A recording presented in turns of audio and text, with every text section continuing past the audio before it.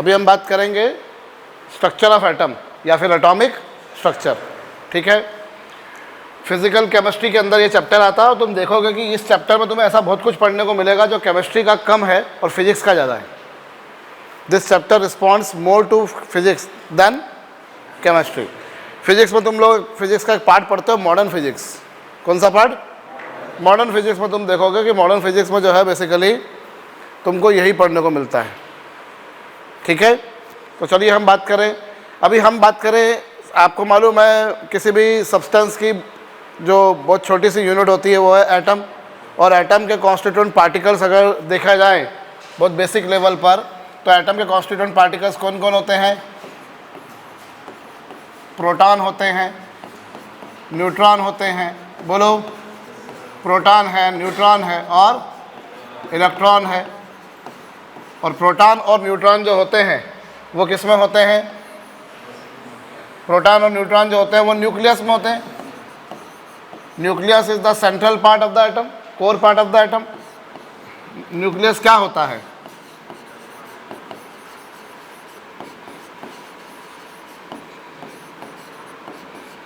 Central part of atom. Atom का central part जो होता है उसे नाभिक कहते हो, न्यूक्लियस कहते हो।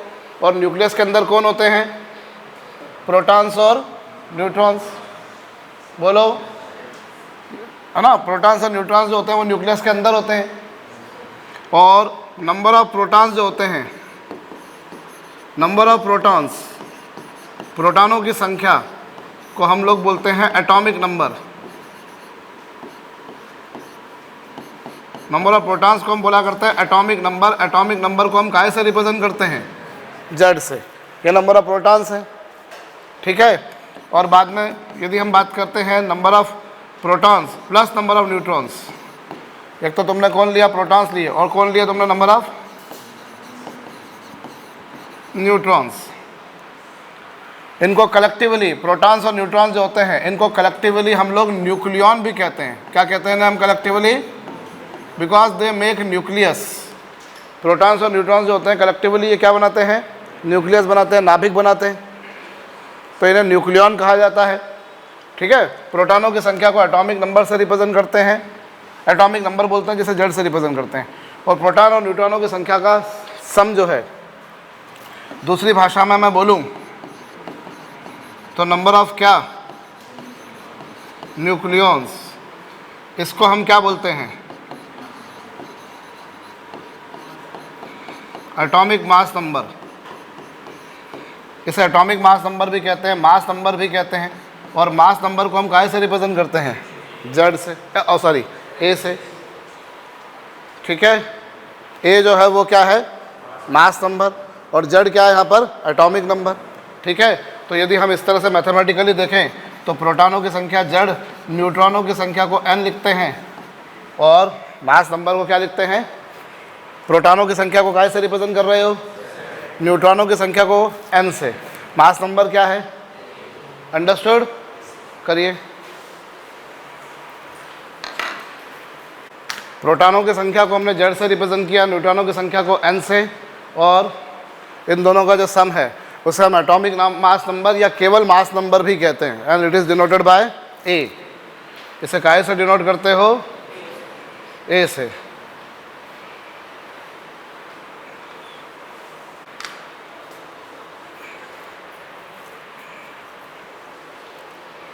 चलिए, तो यहाँ तक की बात समझ में आ गई हम सभी को?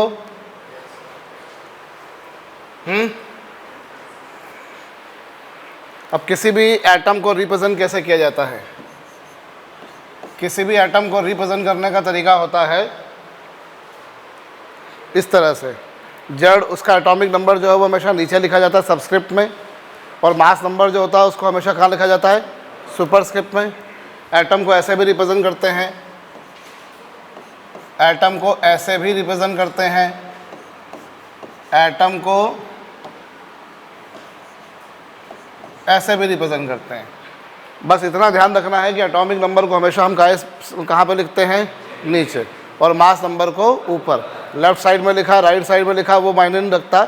मसला ये है कि atomic number is always put in denominator and mass number is put in denominator, बोल रहा हूँ सबस्क्रिप्ट, और वो सुपरस्क्रिप्ट। समझ गए? कहिए।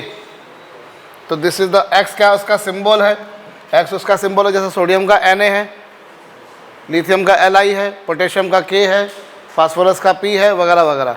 तो एक्स उसका सिंबल है, ठीक है।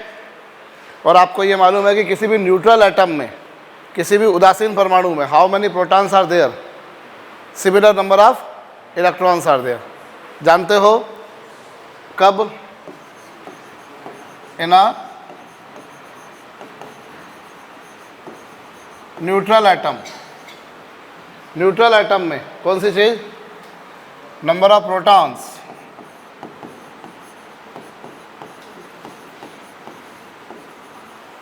प्रोटॉनों की संख्या किसके बराबर है?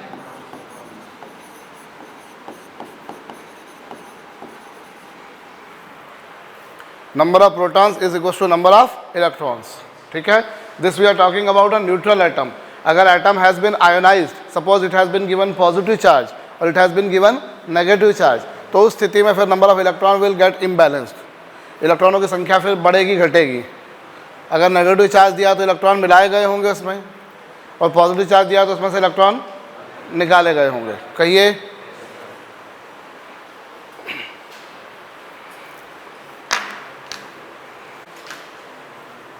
कितने प्रोटॉन्स हैं उतने ही क्या होंगे? इलेक्ट्रॉन्स होंगे।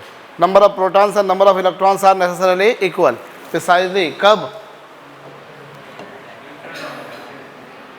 न्यूट्रल एटम में। बोलो, ठीक है।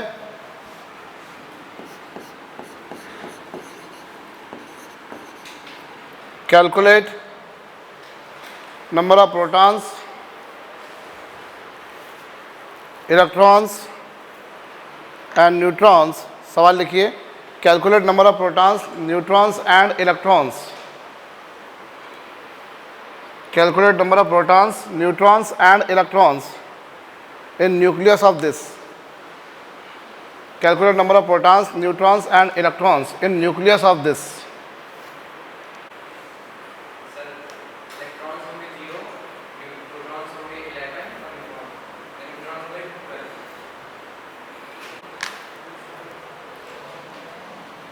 कितने आए प्रोटॉन्स? 11। इतने ही क्या होंगे? इलेक्ट्रॉन्स होंगे। इलेक्ट्रॉन्स भी इतने ही होंगे, 11 ही होंगे। लेकिन मसले की बात यह कि उन्होंने एटम में नहीं पूछा, उन्होंने पूछा न्यूक्लियस में। तो न्यूक्लियस में कितने इलेक्ट्रॉन्स होते हैं? न्यूक्लियस में कोई इलेक्ट्रॉन नहीं होता। गलती करते हैं लोग। कितने प्रोटॉन सर? 11। कितने इलेक्ट्रॉन सर? 11। सर इलेक्ट्रॉनों की संख्या प्रोटॉनों की संख्या के बराबर होती है ना। तो अगर प्रोटॉन कितने हैं सर? बोले 11। तो बोले इलेक्ट्रॉन भी कितने होंगे सर? 11 ही तो होंगे। हाँ, बात तो सही है, लेकिन क्वेश्चन को ध्यान से पढ़ो। तुम्हें एटम में पूछा है या न्यूक्लियस में पूछा है? एटम में पूछते तो तुम 11 इलेक्ट्रॉन बोलते, पर एटम में पूछा है क्या? तुमसे काहे में पूछा है? न्यूक्लियस में, ठीक है। तो इसलिए वो 11 नहीं होंगे। आई बात समझ में? अच्छा, अभी Z plus N is equal to है A। Z की वैल्यू कितनी? 11। N कितना नहीं मालूम, और ये कितना है? तो नंबर ऑफ न्यूट्रॉन्स कितने आ गए? ठीक। तो नंबर ऑफ न्यूट्रॉन्स आ गए 12, नंबर ऑफ प्रोटॉन्स 11, और नंबर ऑफ इलेक्ट्रॉन्स कितने हैं? क्योंकि न्यूक्लियस के भीतर पूछा है इसलिए वो कितने होंगे? 0। ठीक है। अब बारी आती है हम पार्टिकल्स के बारे में बात करें। जैसे सबसे पहले हम बात करते हैं प्रोटॉन की। तो प्रोटॉन की डिस्कवरी किसने करी थी? प्रोटॉन की डिस्कवरी किसने करी थी? गोल्डस्टीन ने। Proton was discovered by Goldstein, ठीक है। प्रोटॉन का चार्ज कितना होता है? प्रोटॉन का चार्ज होता है प्लस 1.6 मल्टीप्लाई बाई 10⁻⁻19 कूलम। और प्रोटॉन का मास कितना होता है? 1.6 multiply by 10⁻⁻27 kg. Proton was discovered by Goldstein. How much charge it carries and how much mass it does have. ये प्रोटॉन के बारे में बात हुई। बोलो। उसके बाद में बात आती है किसकी? इलेक्ट्रॉन की खोज किसने करी थी? Sir J Thomson.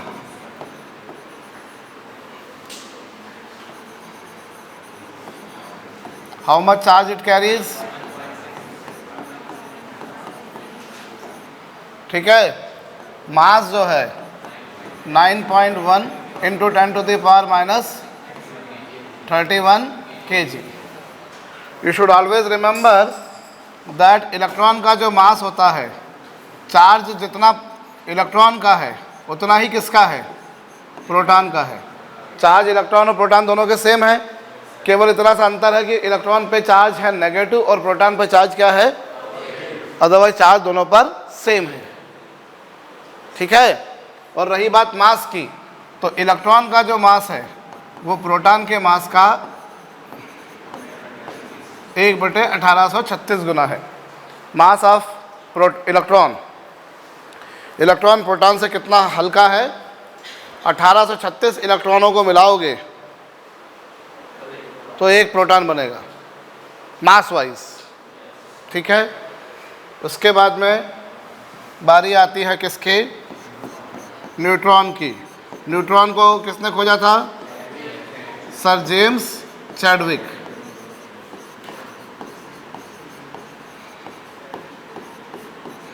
Sir James Chadwick. It doesn't have any charge और मास जो है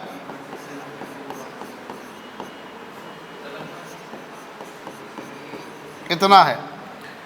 जब मास में देखता हूँ डेसिमल के बाद एक प्लेस तक, तो मुझे लगता है जितना मास न्यूट्रॉन का है उतना ही मास प्रोटॉन का है। ऐसा नहीं होता, न्यूट्रॉन प्रोटॉन से माइन्यूटली हैवी होता है, माइन्यूटली। एक्चुअली में मैं आपको बताऊं तो यहाँ एक बात तुम ध्यान दो कि जो इलेक्ट्रॉन का मास है वो न्यूट्रॉन के मास का 1/1837 गुना है। इलेक्ट्रॉन का मास न्यूट्रॉन के मास का कितना हैवी है, 1/1837। इसका मतलब ये है कि न्यूट्रॉन का मास इलेक्ट्रॉन के मास और प्रोटॉन के मास का सम होता है। हम लोग ये समझते हैं कि न्यूट्रॉन और प्रोटॉन दोनों के मास सेम है, दोनों के मास सेम नहीं है, तकरीबन सेम है। आप इसको यूँ समझो, 1836 इलेक्ट्रॉन मिलाए, जब तुमने 1836 इलेक्ट्रॉन मिलाया तो एक प्रोटॉन बना, और 1837 इलेक्ट्रॉन मिलाए तो एक न्यूट्रॉन मिला। मतलब आप 1836 इलेक्ट्रॉनों में एक और इलेक्ट्रॉन मिलाओगे तो जाके न्यूट्रॉन बन रहा है। समझ रहे हो मेरी बात को? 1836 इलेक्ट्रॉनों को मिलाया तो क्या बना, एक प्रोटॉन। 1836 इलेक्ट्रॉनों को जब मैंने कंबाइन किया तो एक प्रोटॉन बना, और 1837 इलेक्ट्रॉनों को मिलाया तो एक न्यूट्रॉन बना। तो मतलब ऑलरेडी आप 1836 मिला चुके थे प्रोटॉन बनाने में, और एक और इलेक्ट्रॉन मिलाया। तो व्हाट डज इट मीन कि न्यूट्रॉन का जो मास है वो इलेक्ट्रॉन के मास और प्रोटॉन के मास का क्या है, सम है। Neutron can be considered as combination of proton and electron. आप समझो, जब आप एक प्रोटॉन और इलेक्ट्रॉन को मिला दोगे, जब इन दोनों को मिलाओगे तो दोनों के चार्ज कैंसिल होकर चार्ज कितना हो जाएगा, दिमाग लगाओ। व्हेन यू विल कोलीज दम टुगेदर, जब दोनों को कंबाइन कर दोगे तो चार्जेस विल गेट कैंसल्ड और नेट चार्ज हो जाएगा 0। और मास है ना, मैंने डेसिमल के बाद एक प्लेस तक लिखा है, मैं डेसिमल के बाद 2-3 प्लेस तक लिखूंगा तो मैं पाऊंगा कि हाँ there is a minute difference, very little difference, ठीक है। तो ये तो बात है न्यूट्रॉन की। अब उसके बाद में आती है बात किसकी, न्यूक्लियस की। तो न्यूक्लियस की खोज किसने करी थी, रदरफोर्ड ने, ठीक है। और न्यूक्लियस कोई बेसिक फंडामेंटल पार्टिकल तो है नहीं, न्यूक्लियस कोई बेसिक फंडामेंटल पार्टिकल तो है नहीं, वो तो कॉम्बिनेशन है प्रोटॉनों के न्यूट्रॉनों का। तो उसका कितना चार्ज होगा, कितना मास होगा, that depends how many protons are there, how many neutrons are there. से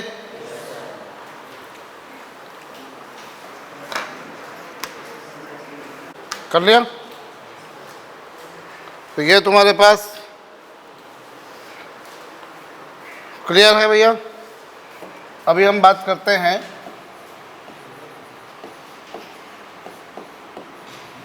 आइसोटोप्स के बारे में। देखो, आइसो का मतलब होता है सेम, और टोप का मतलब होता है पोजीशन, ठीक है। ऐसे एलिमेंट्स जिनका एटॉमिक नंबर सेम हो, which contain same number of protons.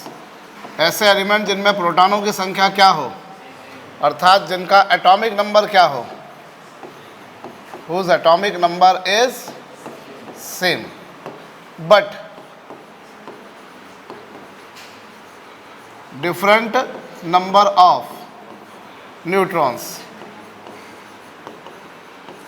जिनमें नंबर ऑफ न्यूट्रॉन्स डिफरेंट हो। अब ऑब्वियस सी बात है, प्रोटॉन की संख्या सेम है लेकिन न्यूट्रॉनों की संख्या में डिफरेंस है।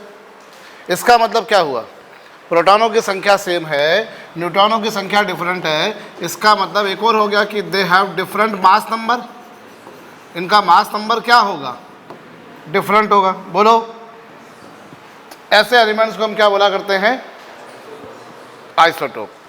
ठीक है, इनका एटॉमिक नंबर सेम होगा। जैसे एग्जांपल के तौर पे 6C12 और 6C14, आप देखो दोनों का एटॉमिक नंबर क्या है, 6।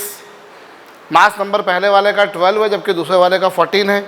अगर न्यूट्रॉनों की संख्या इसकी निकाली जाए तो आएगी 12 में से 6 जाएंगे तो 6 आएंगे न्यूट्रॉन, और इसमें 14 में से 6 जाएंगे तो 8 आएंगे। एटॉमिक नंबर तो सेम है दोनों का, लेकिन मास नंबर दोनों का डिफरेंट है, दोनों में डिफरेंट नंबर ऑफ न्यूट्रॉन्स हैं। बोलो, जैसे एग्जांपल के तौर पे हम और बात करते हैं, 1H1 हाइड्रोजन, 1H2 ड्यूटेरियम और 1H3 ट्रिटियम, इन तीनों का एटॉमिक नंबर सेम है 1 1 1। इसका मास नंबर 1 है, इसका 2 है, इसका 3 है। इसमें एक भी न्यूट्रॉन नहीं है, इसमें एक न्यूट्रॉन है और इसमें 2 न्यूट्रॉन्स हैं। बोलो, जैसे एग्जांपल के तौर पे 17 क्लोरीन 35 और 17 क्लोरीन 37, एटॉमिक नंबर दोनों का क्या है, सेम है, 17 17। मास नंबर इसका कितना है, 35, इसका कितना है, 37। इसमें न्यूट्रॉनों की संख्या 18 है जबकि इसमें 20 है। बोलो, सुनाई नहीं दिया मुझको। जैसे एग्जांपल के तौर पे 92 यूरेनियम 235 और 92 यूरेनियम 238, दोनों में 92 प्रोटॉन्स हैं जबकि इसमें 143 न्यूट्रॉन्स हैं और उसमें 146। How many neutrons it does have, 143, and how many it does have, 146। तो प्रोटॉनों की संख्या सेम आ रही है लेकिन न्यूट्रॉनों की संख्या डिफरेंट आ रही है, so that mass number different आ रहा है। तो ऐसे नंबर एलिमेंट्स जिनके एटॉमिक नंबर सेम हो किंतु जिनके मास नंबर डिफरेंट हो, उन्हें हम क्या कहा करते हैं Mayank?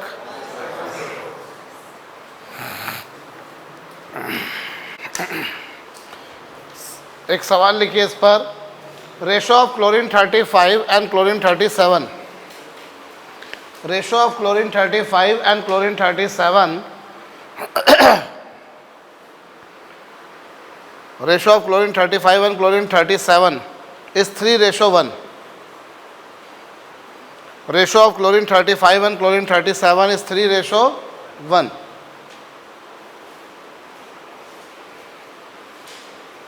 Determine atomic mass of chlorine. Ratio of chlorine 35 and chlorine 37 is 3:1. Determine atomic number of chlorine, atomic mass of chlorine। देखो क्या बोला है यहाँ पर, ये क्लोरीन 35 है और ये क्लोरीन 37 है। क्लोरीन 35 और क्लोरीन 37 है, इन दोनों का रेशो, क्लोरीन 35 मतलब ऐसा क्लोरीन जिसका मास नंबर 35 है, क्लोरीन 37 मतलब ऐसा क्लोरीन जिसका मास नंबर 37 है। ठीक है, जब क्लोरीन बोला है तो एक बात तो कंफर्म कि क्लोरीन बोला तो एटॉमिक नंबर तो कितना होगा, 17 ही होगा। जब क्लोरीन बोला है तो एटॉमिक नंबर कितना होगा, 17 होगा। अब इन दोनों का रेशो 3:1 है। मैं जब बोल रहा हूं क्लोरीन तो इसका सीधा सीधा मतलब क्या, जब मैं बोल रहा हूं क्लोरीन तो इसका सीधा सीधा मतलब क्या कि एटॉमिक नंबर कितना। देखो, एटॉमिक नंबर से एलिमेंट की पहचान होती है, एलिमेंट की पहचान उसके एटॉमिक नंबर से होती है। अगर क्लोरीन बोल दिया तो पक्की बात एटॉमिक नंबर 17 है, अगर एटॉमिक नंबर 17 बोल दिया तो क्लोरीन है। जैसे एटॉमिक नंबर 6 बोला तो कार्बन है, फिर उसका मास नंबर 12 है, 13 है, 14 है, 15 है, 16 है, 11 है, वो बात की बात। लेकिन अगर मैंने कार्बन बोल दिया तो एटॉमिक नंबर 6 है, मैंने बोल दिया यूरेनियम तो एटॉमिक नंबर 92 है। मैंने बोल दिया एटॉमिक नंबर 1 तो वो हाइड्रोजन है या उसका आइसोटोप है। समझ गए आप? तो ऐसे क्लोरीन 35 का मास है 3, क्लोरीन 35 और क्लोरीन 37, इन दोनों का रेशो कितना है? 3:1। मतलब सराउंडिंग में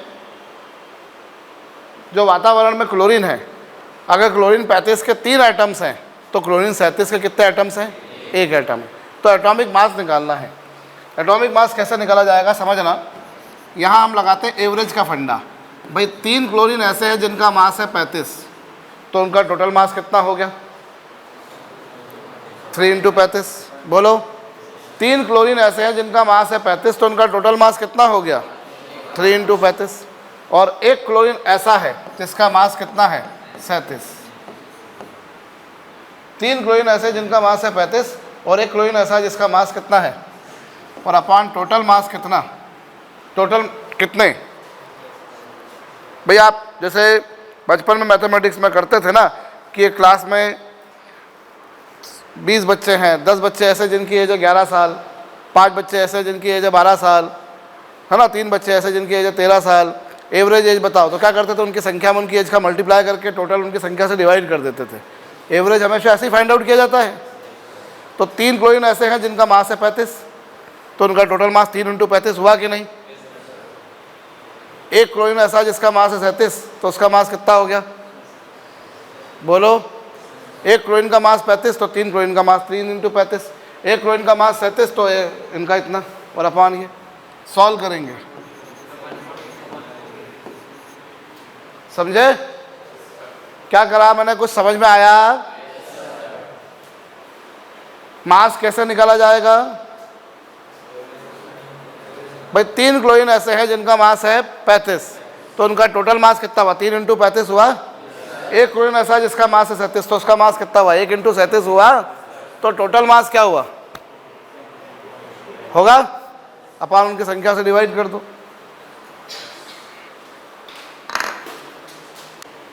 कर लिया? तो क्लोरीन 35 और क्लोरीन 37 का रेशो क्या था, उसके बेसिस पे क्या हुआ? क्लियर? बोलो, determine percentage of carbon 12, determine percentage of carbon 12 in a sample of carbon 12 and carbon 14. Determine percentage of carbon 12 in a sample of carbon 12 and carbon 14. If atomic mass of carbon is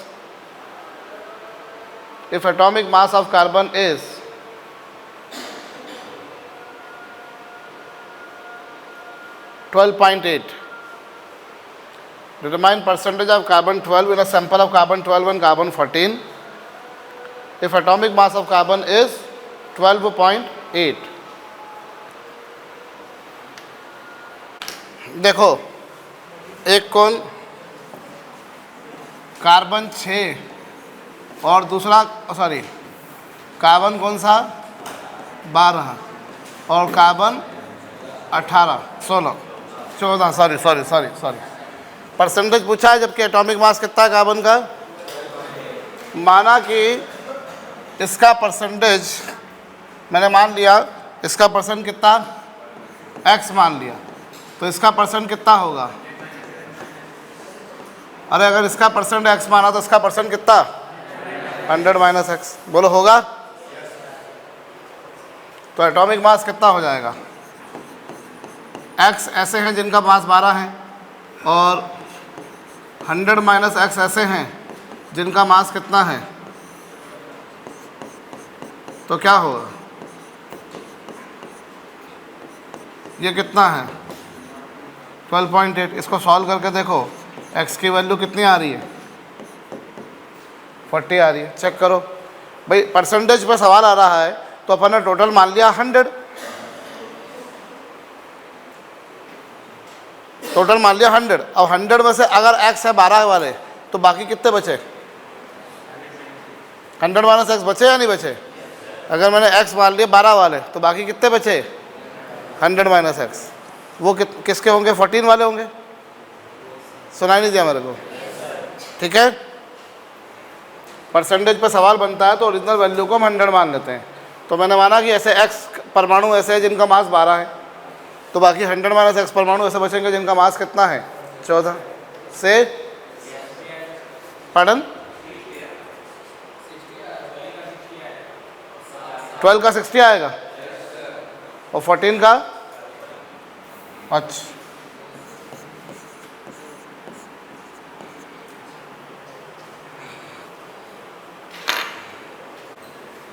कर लिया। तो isotope था, फिर isotones. Isotones क्या होते हैं? Which contain same number of neutrons, जिनमें न्यूट्रॉनों की संख्या क्या हो, सेम हो, बट डिफरेंट एटॉमिक नंबर। जिनमें न्यूट्रॉनों की संख्या सेम हो बट न्यूट्रॉनों की संख्या क्या हो, डिफरेंट हो। न्यूट्रॉनों की संख्या डिफरेंट हो, डिफरेंट मास नंबर हो, उनका मास नंबर भी डिफरेंट आएगा। अरे कहो, मास नंबर भी इनका डिफरेंट आएगा। इनमें क्या सेम होगा, न्यूट्रॉनों की संख्या सेम होगी। ठीक है, जैसे एग्जाम्पल के तौर पे 3Li7 और 4Be8। आप मुझे बताइए इन दोनों में प्रोटॉनों की संख्या कितनी है, 3 और 4, और मास नंबर डिफरेंट है, लेकिन न्यूट्रॉनों की संख्या कितनी है, इसमें भी 4 और इसमें भी क्या 4। बोलो है। जैसे 6C14 और 8O16, दोनों में प्रोटॉनों की संख्या क्या है और न्यूट्रॉनों की संख्या 8 और 8 ही है, तो ये आइसोबार होंगे, आइसोटोन्स। ठीक है, इन्हें हम कहेंगे आइसोटोन। ऐसे ही हमारे पास में आइसोबार्स। आइसोबार्स क्या होंगे, जिनका मास नंबर सेम है। क्या सेम है, विच कंटेन, जिनका मास नंबर सेम है बट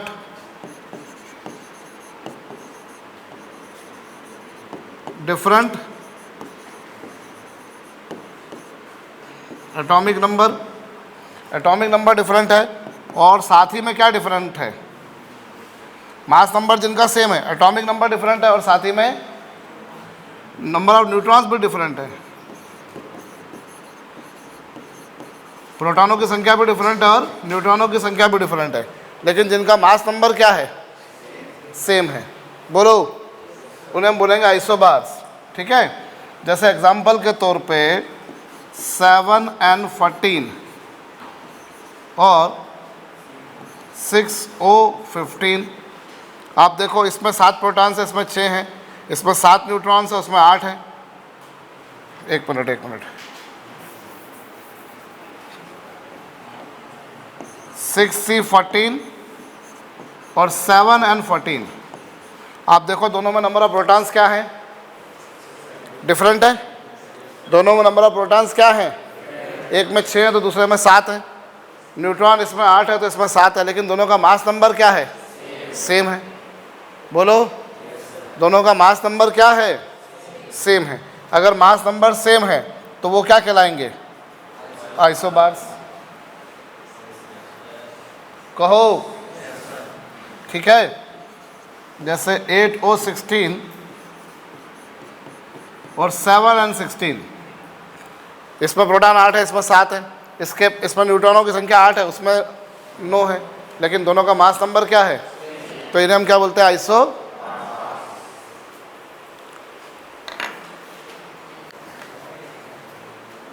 ठीक है,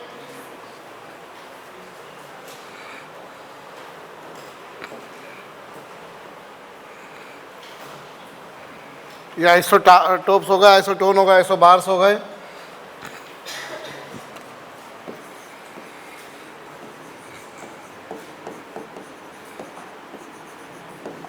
आइसो इलेक्ट्रॉनिक। आइसो इलेक्ट्रॉनिक कौन होते हैं? Which contain same number of electrons, जिनमें कौन सेम हो? इलेक्ट्रॉनों की संख्या सेम हो। जैसे कार्बन मोनोऑक्साइड और कौन? नाइट्रोजन। ये मॉलिक्यूल्स दिए मैंने, ठीक है। अभी यहाँ पर अगर देखो तो नंबर ऑफ इलेक्ट्रॉन्स कितने होंगे? कार्बन में होते हैं 6, ऑक्सीजन में होते हैं 8, नाइट्रोजन में होते हैं 7, दोनों नाइट्रोजन में 7, दोनों में कितने आ रहे हैं? 14 और 14। बोलो, दोनों में जो आ रहे हैं वो क्या आ रहे हैं? सेम, 14 14। तो ये क्या होंगे? Iso electronic. आइसो इलेक्ट्रॉनिक कौन होते हैं?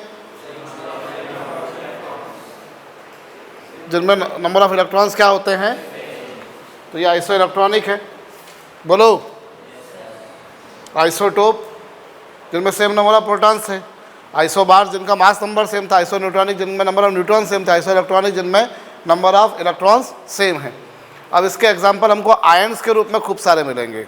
आयन्स के रूप में खूब सारे कैसे मिलेंगे? जैसे ये देखो, oxygen 2-, fluorine -, neon, sodium plus, Mg2+, Al3+। आप देखिए, नंबर ऑफ इलेक्ट्रॉन्स निकालता हूं मैं, तो ऑक्सीजन में होते हैं 8, ऑक्सीजन का एटॉमिक नंबर 8 है। और 2- का मतलब जानते हैं क्या है? इसने 2 इलेक्ट्रॉन बाहर से गेन कर लिए। 8 था, इसने 2 बाहर से गेन कर लिए। कितने हो गए? 9 थे, 1 गेन कर लिया। इसमें 10 ही थे। इसमें 11 थे, 1 डोनेट कर दिया। इसमें 12 थे, इसने 2 डोनेट कर दिए। इसमें 13 थे, इसने 3 डोनेट कर दिए। सभी में कितने इलेक्ट्रॉन्स आ रहे हैं? 10-10 आ रहे हैं। चेक करिए भाई। प्लस का मतलब होता है इलेक्ट्रॉन निकाल दिए गए हैं, और माइनस का मतलब क्या होता है? माइनस का मतलब गेन करा है, और प्लस का मतलब निकाले हैं। बोलो, तो इसने 2 गेन करे, इससे 10 हो गए। इसने 1 गेन किया, इससे 10 ऑलरेडी थे। इसमें 11 थे, लेकिन 1 निकाल दिया। बोलो, इसमें 12 थे, लेकिन 2 निकाल दिया। उसमें 13 थे, उसने 3 निकाल दिए। कहो,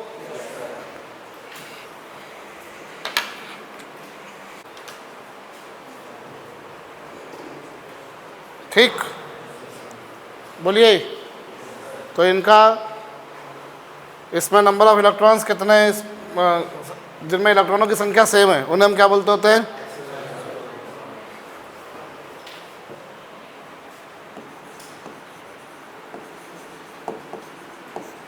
अब यहाँ हमारे पास में आते हैं आइसो डाइफर्स। डाइपर नहीं है, डाइफर है, ठीक है। हाँ, तो आइसो डाइफर्स क्या होते हैं? सुनिए, जिनमें नंबर ऑफ न्यूट्रॉन्स और नंबर ऑफ प्रोटॉन्स की संख्या का डिफरेंस सेम हो। क्या सेम हो? Which contain difference same of क्या? n-z। n और z का डिफरेंस जिनमें सेम हो, उन्हें हम बोलते होते हैं आइसो डाइफर्स। अब n-z बोल दो, या दूसरी भाषा में से क्या बोलते हो? जिनमें a-2z सेम हो। क्या सेम हो? a-2z। अभी अपन देखते हैं, यहाँ पर देखिए, जैसे एग्जाम्पल के तौर पे 3Li7 और 4Be9। आप ज़रा देखो, इनमें n-z निकालिए। n-z क्या होगा? इसमें कितने n है? इसमें 4 हैं, और ये 3 है, तो ये 1 आया। बोलो ना, 4 - 3 आया। कितना आया ये? और यहाँ निकालो, कितना आ रहा है? 5 - 4 कितना आया? सेम आ रहा है कि नहीं आ रहा है? जिनमें n और z का डिफरेंस सेम हो, उन्हें हम आइसो डाइफर्स बोलते हैं। बोलो, या फिर दूसरी भाषा में जिनमें a और 2z का डिफरेंस सेम हो। a कितना? और 2 दूनी 2 तिया 6। यहाँ देखो,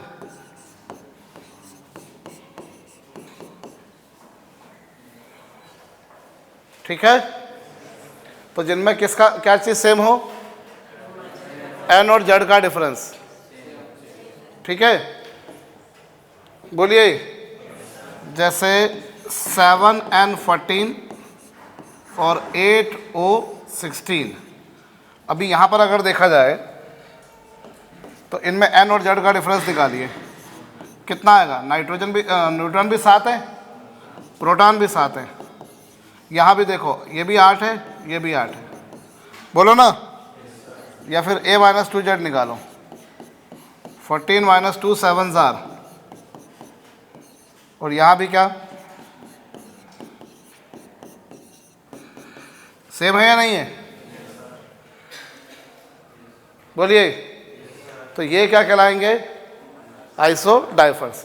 एक्चुअली अगर तुम ध्यान दो तो यहाँ तुम एक बात नोटिस करोगे कि n माइनस जेड या a माइनस 2z एक ही बात है। कैसे, देखो n माइनस जेड, अब अगर मैं इसमें दोनों में जड़ जोड़ दूँ, यहाँ भी एक जड़ जोड़ा और यहाँ भी जड़ जोड़ा, तो क्या होगा, n प्लस जेड क्या होगा, और ये क्या होगा,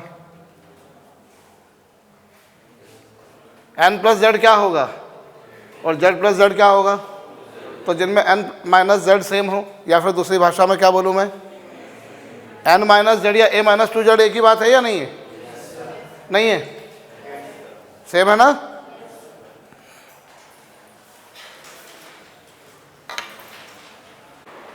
जिनमें n और z का डिफरेंस सेम हो, या a माइनस a और 2z का डिफरेंस सेम हो, उन्हें हम क्या बोला करते हैं, आइसोडाइफर्स।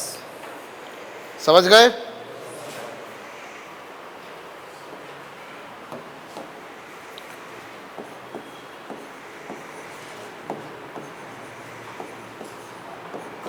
अब बारी आती है न्यूक्लियस की रेडियस की।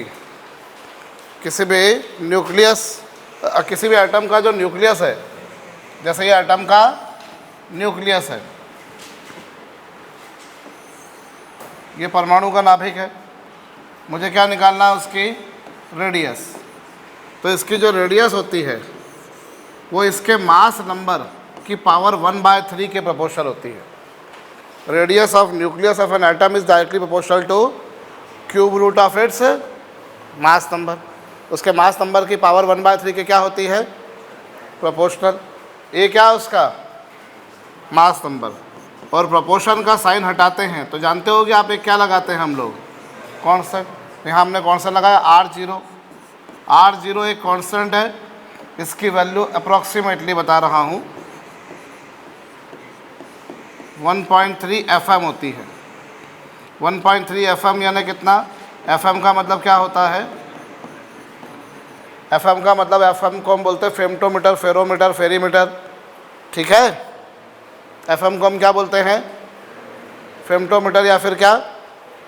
तो न्यूक्लियस की जो रेडियस है वो क्या होती है, वो कुछ इतनी है, अरे कहो, R0 की वैल्यू जो है वो इतनी आएगी। और इस तरीके से न्यूक्लियस की जो रेडियस आ रही है, किसी भी एटम के न्यूक्लियस की रेडियस उसके मास नंबर की पावर कितनी, 1/3 के क्या है, डायरेक्टली प्रोपोर्शनल। समझ गए, कर लीजिए।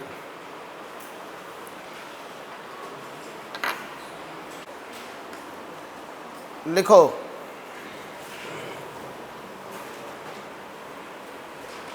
एक प्रॉब्लम लिखिएगा।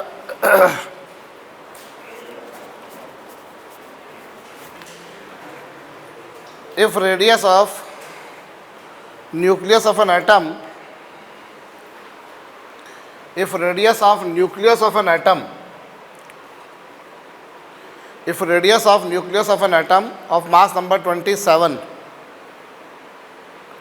if radius of nucleus of an atom of mass number 27 is 4 FM, if radius of nucleus of an atom of mass number 27 is 4 FM, then what is the radius of nucleus? Then what is the radius of nucleus of atom of mass number 125? If radius of nucleus of an atom of mass number 27 is 4 FM, then what is the radius of nucleus of atom of mass number 125? देखो, nucleus की radius पूछी है मेरे से। यहाँ R1 is equal to R0 A की power, और ये दूसरा R2 is equal to R0 A2 की पावर कितनी, बोलो।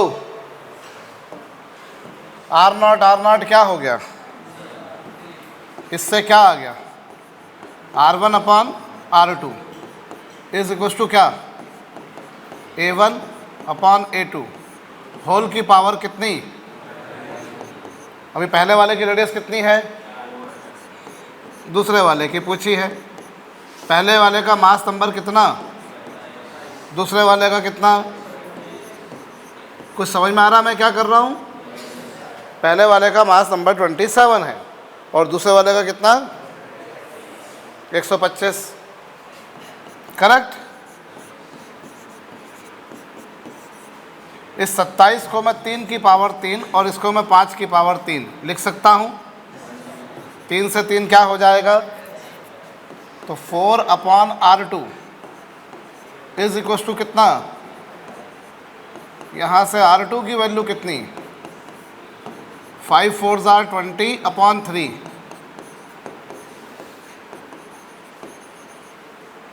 6.67 FM। बोलो ठीक।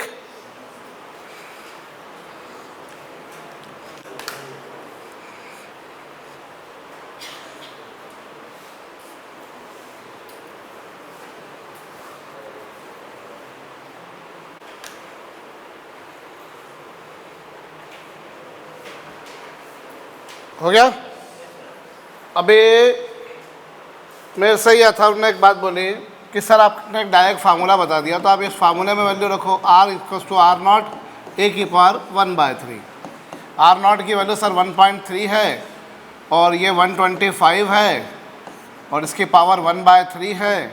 इससे मैं ऐसा लिखा सर, ये 3 की पावर 5 की पावर 3 हो गया और उसकी पावर 1.3 है, तो 1.3 इंटू 5 कितना आ गया सर। तो सर आपने फार्मूला लिखवाया था, उस फार्मूले को यूज़ करके आप डायरेक्ट कर दो ना इसको, 6.5 FM आ जाएगा। ये भी सही है, डायरेक्ट कर लो। लेकिन एक्चुअली में क्या है बेटा, सुनना मेरी बात, ये जो R नॉट की वैल्यू मैंने लिखी है ना, वो R नॉट की वैल्यू मैंने अप्रॉक्सीमेट वैल्यू लिखी है 1.3। हो सकता है इसकी वैल्यू 1.3 ना हो तो 1.29 हो सकता है इसकी वैल्यू 1.31 हो। समझ रहे हो मेरी बात को। That value of R not is approximate 1, इसीलिए मैं ये नहीं कर पाया, क्योंकि अगर मैं 1.3 ही रखता तो जो एटॉमिक नंबर 27 वाला है उसकी भी तुम चेक करो 4 नहीं आएगी, जिसकी गिवन है ना तुम्हारे को, गिवन है ना तुम्हारे को जिसकी, उसकी जरा निकाल कर देखो तो वो 1.3 और ये कितना 27 की पावर 1/3। इसको सॉल्व करके देखो, that doesn't come to 4, that comes to 3.9। It is not equals to 4 नहीं है क्या, है क्या। तो ये जो 1.3 है ये अप्रॉक्सीमेट वैल्यू है। अगर तुमको मैं डायरेक्ट किसी एक न्यूक्लियस की रेडियस बोल देता तब तुम यही कर लेते, समझ रहे हो। लेकिन तुमको एक की तरह की दूसरे की पूछी है तो तुम्हारे को इसी से जाना पड़ेगा। एक बात मुझे नहीं मालूम R नॉट की वैल्यू एक्जैक्टली 1.3 लूँ या 1.31 लूँ या 1.29 लूँ, लेकिन एक बात कन्फर्म है कि जो मास नंबर 27 के लिए लूँगा वही 125 के लिए लूँगा। जो मैं कह रहा हूँ मेरी बात सुन रहे हो या नहीं। यहाँ जब अपन 3 घंटे बैठे तो पूरी प्रेजेंस ऑफ माइंड के साथ में बैठना, जरा सा भी डिपार्ट हो जाओगे तो दिक्कत में आओगे। क्या बोला मैंने, 1.3 लेता हूँ तो वो 27 वाले की भी तो 4 कहाँ आ रही है, वो तो 3.9 आ रही है ना। तो that is an approximate value. Someone can take 1.3, someone can take 1.31, someone can take 1.29 and so on. ठीक। So why this is wrong, why this is wrong, because I have taken approximate value 1.3। समझ गए।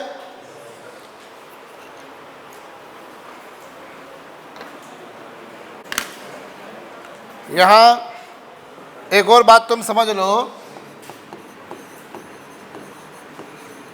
Order of radius of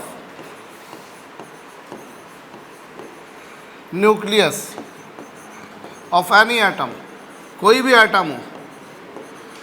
भी atom हो उसके nucleus की radius की order क्या होती है। कोई भी एटम क्यों ना हो, उसके न्यूक्लियस के रेडियस की ऑर्डर क्या होती है? 10 to the power minus 15 metre.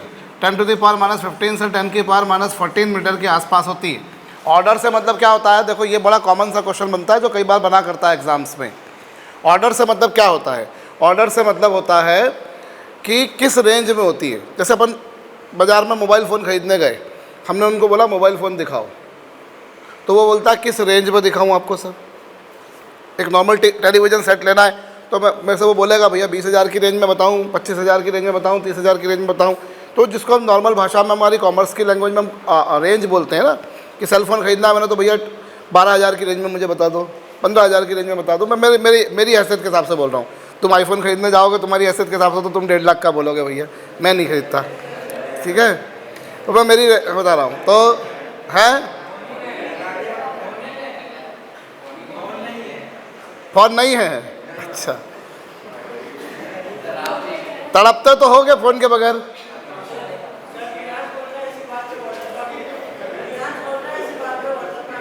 इसी बात अभी लिसन, तो वो किस रेंज में है? अच्छा है वैसा, सेलफोन नहीं है तो क्या है? सुखी हो? नहीं हो? दुखी हो? अरे बाप रे! अगर सेलफोन का त्याग तो कर रखा है, ठीक है, और ईमानदारी से अगर पढ़ लोगे तो तुम्हें मालूम पड़ेगा कि नहीं, तुमने ये त्याग जो किया था 2 साल के लिए, तुम्हारे बहुत काम का रहा। It is the question of your career, your life, ठीक है भैया? जब तुम किसी अच्छे उस पर पहुँच जाओगे तो बढ़िया रहेगा। अभी तुम डिमांड करते होगे पापा से कि मुझे ये वाला दिलवा दो, यकीन मानो जब एग्ज़ाम निकल जाएगी तो वो खुद बोल देंगे कि चल बेटा मेरे साथ चल, मैं लेके आते हैं, कौन सा लेना तू बता, ठीक है भैया? ये थोड़ी जिद होना चाहिए ना कि खुद के कैलिबर पे लेकर आएंगे, खुद के रिजल्ट के दम पे लाओगे तो अच्छा लगेगा, क्योंकि अभी तुम्हारे पास एक ही चीज़ है जिसके दम पर तुम कुछ कर सकते हो, आगे चल के और भी बहुत कुछ होगा, बट अभी तो यही है ना, कि नहीं है? Some sacrifices are to be made, और हर किसी को करना पड़ता है ये। मैं वापस से यहाँ आ रहा हूँ। तुमसे पूछा है न्यूक्लियस की रेडियस की ऑर्डर, तो ऑर्डर जिसको मैंने बोला डेली लाइफ में अपन क्या बोलते हैं, जिसको रेंज बोलते हैं ना, उसी को हम यहाँ पर ऑर्डर बोलते हैं। तो नाभिक की जो त्रिज्या है, न्यूक्लियस की जो रेडियस है, न्यूक्लियस की जो रेडियस होती है उसकी रेंज क्या होती है? तकरीबन 10 की पावर माइनस 15 मीटर से 10 की पावर माइनस 14 मीटर के आसपास की, समझे? ऑब्जेक्टिव ऐसा भी बन जाता है, radius, order of radius of nucleus is, so that comes to somewhere 10 to the power minus 15 and 10 to the power minus.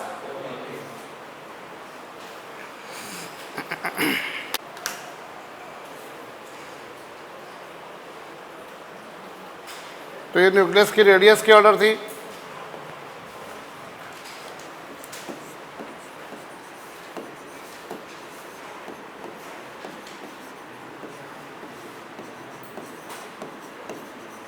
चलो, now it comes to density of nucleus.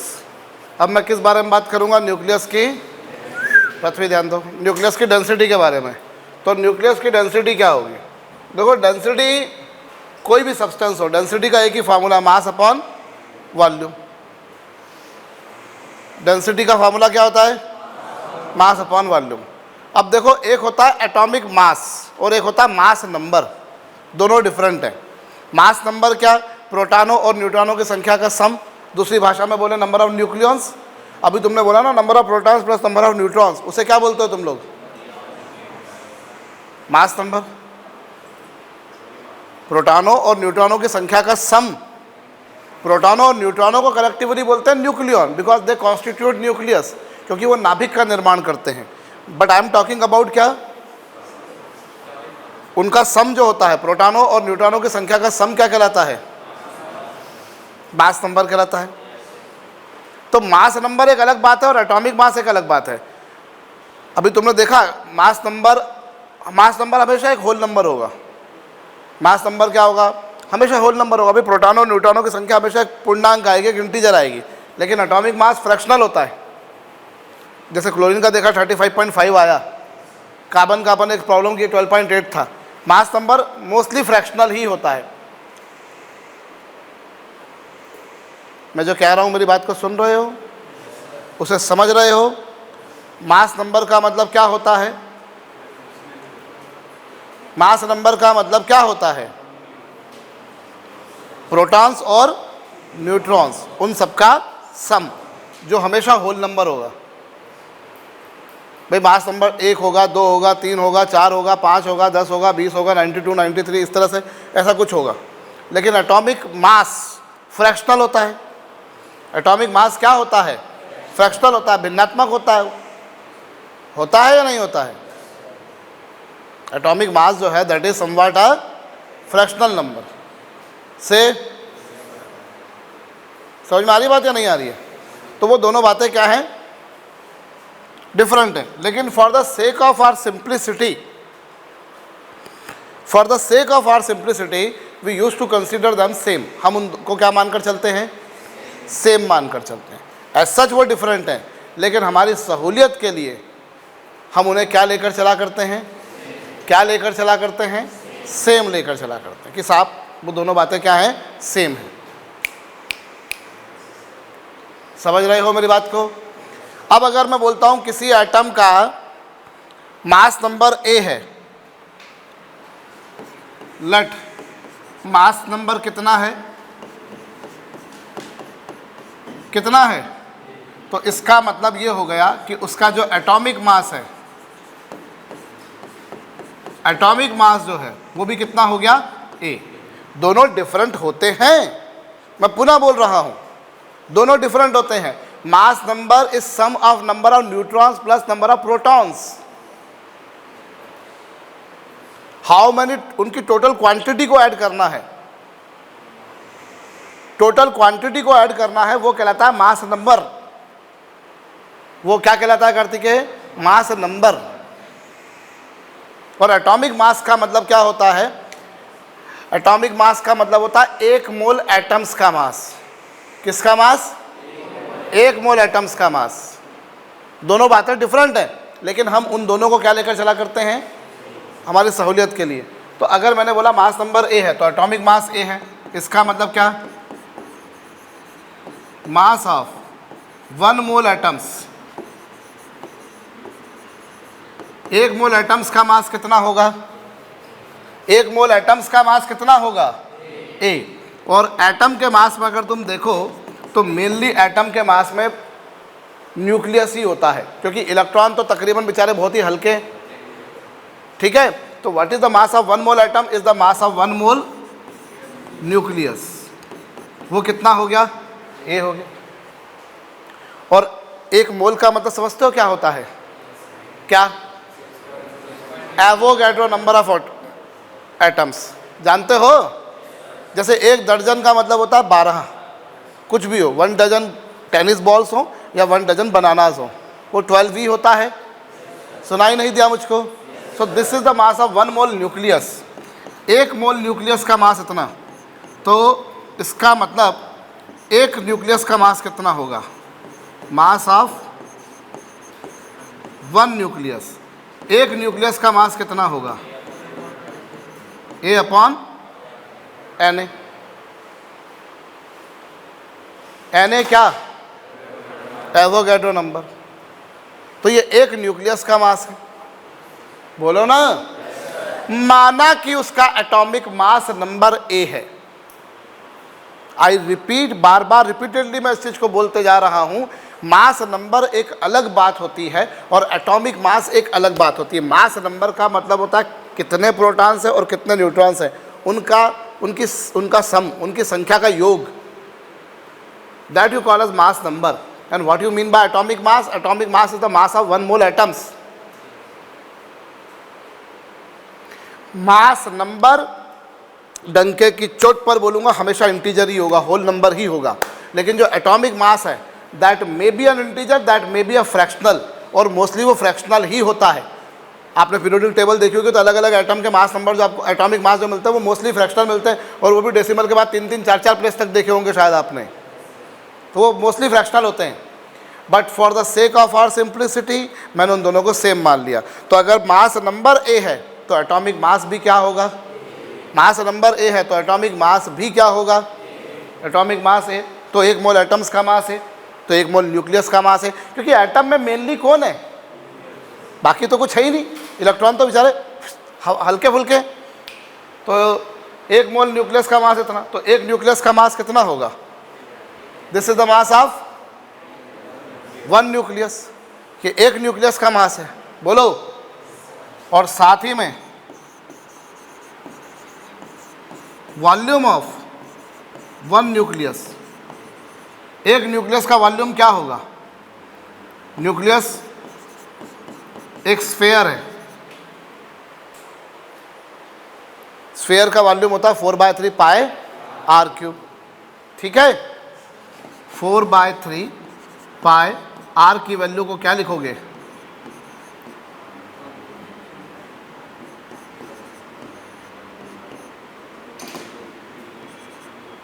बोलो ठीक है। इससे कितना आया? 4/3 पाई आर नॉट का क्यूब और कितना? ए की पावर 1/3 से 3 कैंसिल होकर ये बचेगा। So this is the volume of nucleus and this is the mass of 1 nucleus. ये एक न्यूक्लियस का मास है, ये एक न्यूक्लियस का वॉल्यूम है। बोलो हाँ जी। एक न्यूक्लियस का मास निकाल लिया मैंने। एक न्यूक्लियस का मास कितना है? एक न्यूक्लियस का वॉल्यूम कितना है? इन दोनों का रेशो ले लूँगा तो क्या मिल जाएगी मुझको? डेंसिटी मिलेगी। चलो यहाँ तक करो, डेंसिटी खुद से एवैल्यूएट करो।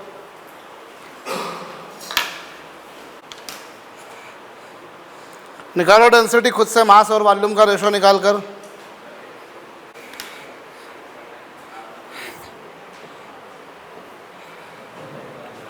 डेंसिटी ऑफ न्यूक्लियस क्या होगा? If I want to determine density of nucleus, how shall I go for this?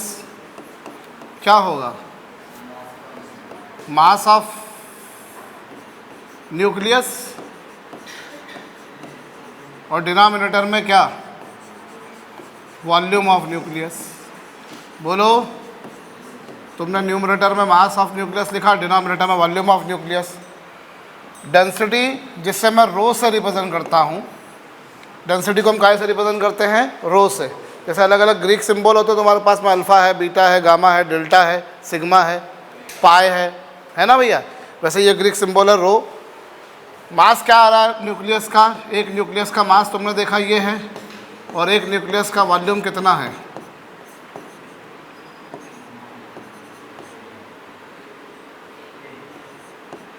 ये है या नहीं है? यहाँ पे कुछ कैंसिल हो रहा है? ए से ए क्या हो गया? और ये 3 घूम फिर के कहाँ पहुँच जाएगा? तो 3/4 पाई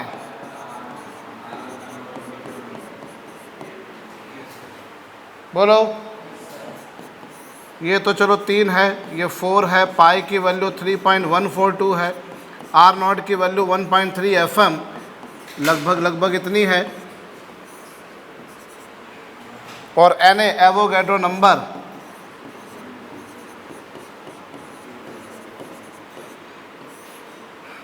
इतनी है। बोलो, सुनाई नहीं दिया मुझको? यह आएगा। इसको जब सॉल्व करोगे तो ये विल फाइंड ये 10 की पावर 14 ग्राम पर सेंटीमीटर क्यूब आएगा, या फिर 10 की पावर 17 किलोग्राम पर मीटर क्यूब आएगा। कितना आएगा ये?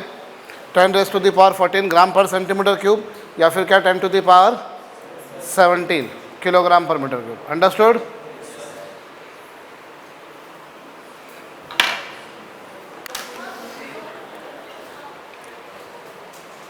देखो, न्यूक्लियस की जो डेंसिटी है, न्यूक्लियस की जो डेंसिटी है वो उसकी ऑर्डर क्या है? 10 की पावर। ये भी पूछ लेते होते हैं कि न्यूक्लियस की डेंसिटी की ऑर्डर क्या है। जैसे न्यूक्लियस की रेडियस की ऑर्डर देखिए, 10 की पावर -15 से 10 की पावर -14 देखिए ना अभी हमने। वैसे ही तुम्हारे पास में क्या डेंसिटी की ऑर्डर पूछेंगे कि डेंसिटी क्या रेंज में होती है। तो डेंसिटी क्या रेंज में होती है? 10 की पावर 14 ग्राम पर सेंटीमीटर क्यूब से 10 की पावर 17 किलोग्राम पर मीटर। ये न्यूक्लियस की डेंसिटी की ऑर्डर है, मतलब न्यूक्लियस की डेंसिटी तकरीबन इस रेंज में आती है। एक बात आप देख लो, यहाँ जो भी कुछ आया, you can see what ever, यहाँ पर जो भी कुछ आ रहा है वो सब कुछ कांस्टेंट आ रहा है। 3 कांस्टेंट है, 4 कांस्टेंट है, पाई कांस्टेंट है, आर नॉट कांस्टेंट है, सब कांस्टेंट है। मतलब जो न्यूक्लियस की डेंसिटी है वो एटॉमिक नंबर पर भी डिपेंड नहीं कर रही और मास नंबर पर भी डिपेंड नहीं कर रही। नाभिक का जो घनत्व है ना तो एटॉमिक नंबर पर डिपेंड करता है और ना ही मास नंबर पर। एटॉमिक नंबर भी मैटर नहीं करेगा, मास नंबर भी मैटर नहीं करेगा। आप देखो ना, मास नंबर था लिखा हुआ लेकिन वो तो क्या हो गया। और मैं आपको पहले भी बता चुका हूं कि जब एक फिजिकल क्वांटिटी दूसरी क्वांटिटी पर डिपेंड नहीं करती तो हम बोलते हैं वो उसकी पावर 0 के प्रोपोर्शनल है। क्या बोल रहा हूँ मैं केपीएस?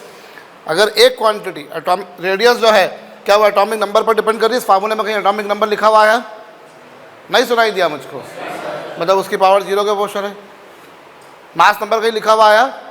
मतलब वो उसके मास नंबर 0 के प्रोपोर्शनल है। अगर एक क्वांटिटी दूसरी क्वांटिटी पर डिपेंड नहीं करती तो हम बोलते हैं वो उसकी पावर 0 के प्रोपोर्शनल है। हम क्या बोलते हैं? उसकी पावर 0 के प्रोपोर्शनल है, 0 के प्रोपोर्शनल है।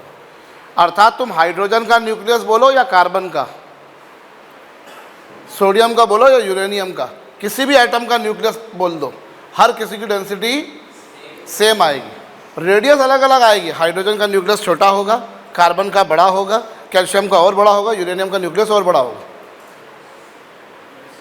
लेकिन जब डेंसिटी के बारे में बात आती है, इट कम्स टू डेंसिटी, तो डेंसिटी हर बार क्या आएगी? सर डेंसिटी तो डिपेंड करती ही नहीं है उस पर। बोलो। नाभिक का घनत्व हर किसी न्यूक्लियस के लिए सेम है। हाइड्रोजन के न्यूक्लियस की जितनी डेंसिटी होगी यूरेनियम के न्यूक्लियस की डेंसिटी भी वही होगी। रेडियस अलग होगी। रेडियस जो है वो मास नंबर पर डिपेंड करती है। छोटा न्यूक्लियस भाई, हल्का न्यूक्लियस तो उसकी रेडियस कम, भारी न्यूक्लियस तो उसकी रेडियस ज़्यादा, लेकिन क्या डेंसिटी उस पर डिपेंड? डेंसिटी हर बार सेम आ रही है, हैं? सुनाई नहीं दिया मुझको? कौन बोल रहा है?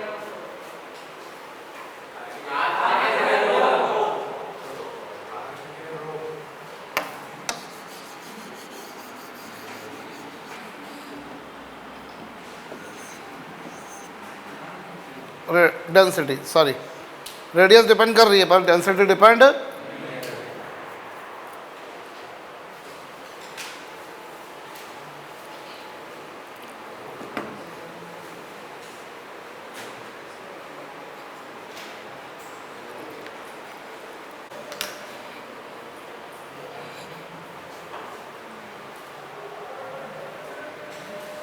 एक और बात बता दूं मैं तुम्हारे को, ये एन और जेड का जो डिफरेंस होता है, एन और जेड का जो डिफरेंस होता है, किसका डिफरेंस?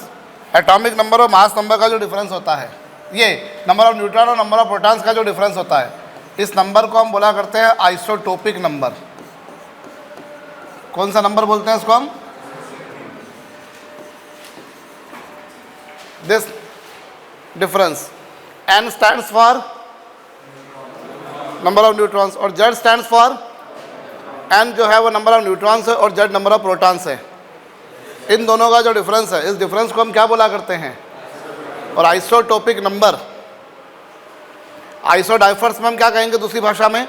जिनका एन और जेड का डिफरेंस सेम हो, अर्थात जिनका आइसोटोपिक नंबर सेम हो, इन्हें हम क्या बोलेंगे? Isodiaphers are those which have same isotopic number. बोलिए। So isodiphers are those elements which consist of same isotopic number, ठीक है, जिनका आइसोटोपिक नंबर सेम हो। एन और जेड के डिफरेंस को क्या नाम दिया गया है? समझ गए?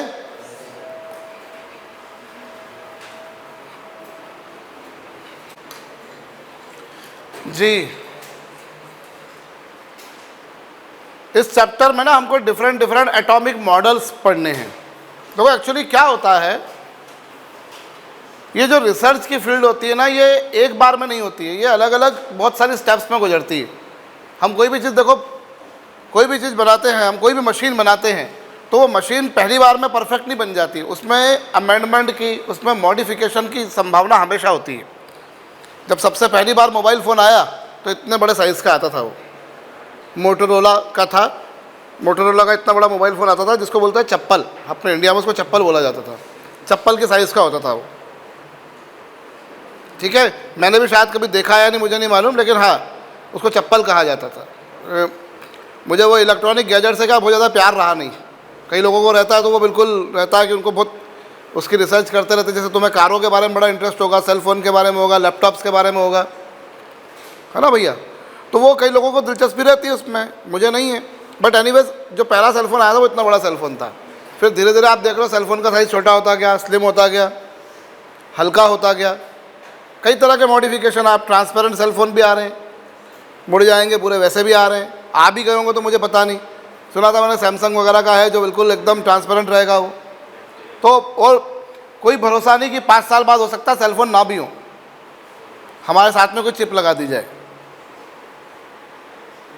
हमारी बॉडी के अंदर ही भैया मालूम पड़ रहा है क्या, कोई चिप लगा दी, उसी से काम हो रहा है। और ये होगा, तय बात है।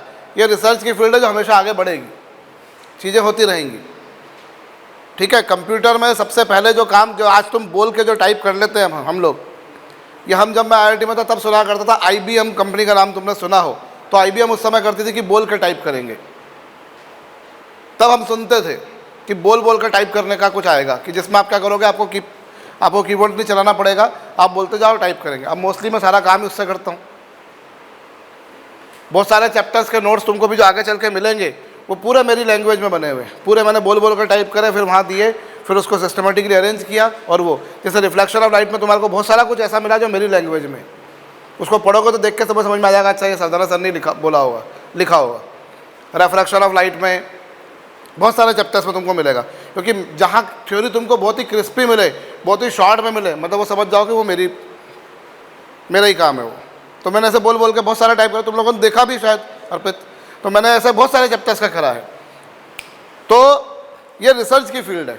ऐसे ही एटम के बारे में अगर बात करी जाए तो एटम क्या है, इसको एक दिन में नहीं मालूम पड़ा एटम क्या है। आज भी अनबुझा सा है वो, आज भी अनसुलझा सा है, आज भी कुछ ऐसी चीज़ें होंगी जो स्टिल डिस्कवर्ड होनी है।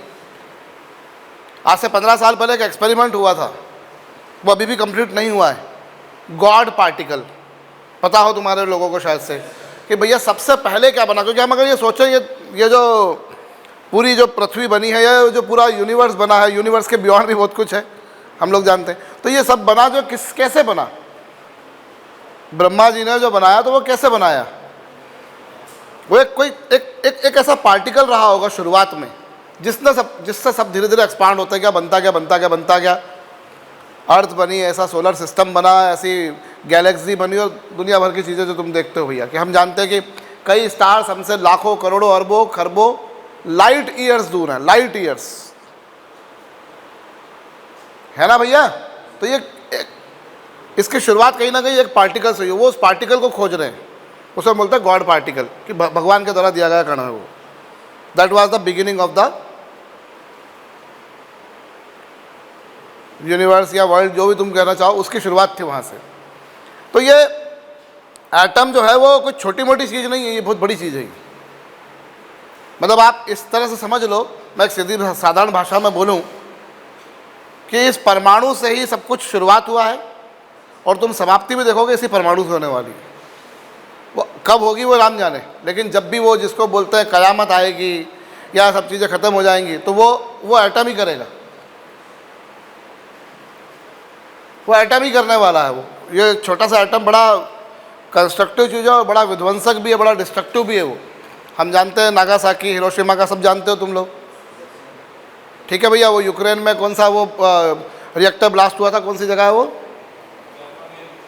चेरनोबिल, ठीक है। तो सब ये जो है शुरुआत उसी से एटम से हुई है और समाप्ति भी उसी से होगी। तो एटम क्या है, इसको समझने के लिए अलग अलग लोगों ने अलग अलग थ्योरीज दी हैं, जिनमें से 2 थ्योरीज तुम लोगों ने जूनियर क्लासेस में पढ़ी, इनफैक्ट 3 पढ़ी हैं। एक तुमने पढ़ा, सबसे पहली जो थ्योरी थी वो डाल्टन्स एटॉमिक थ्योरी थी।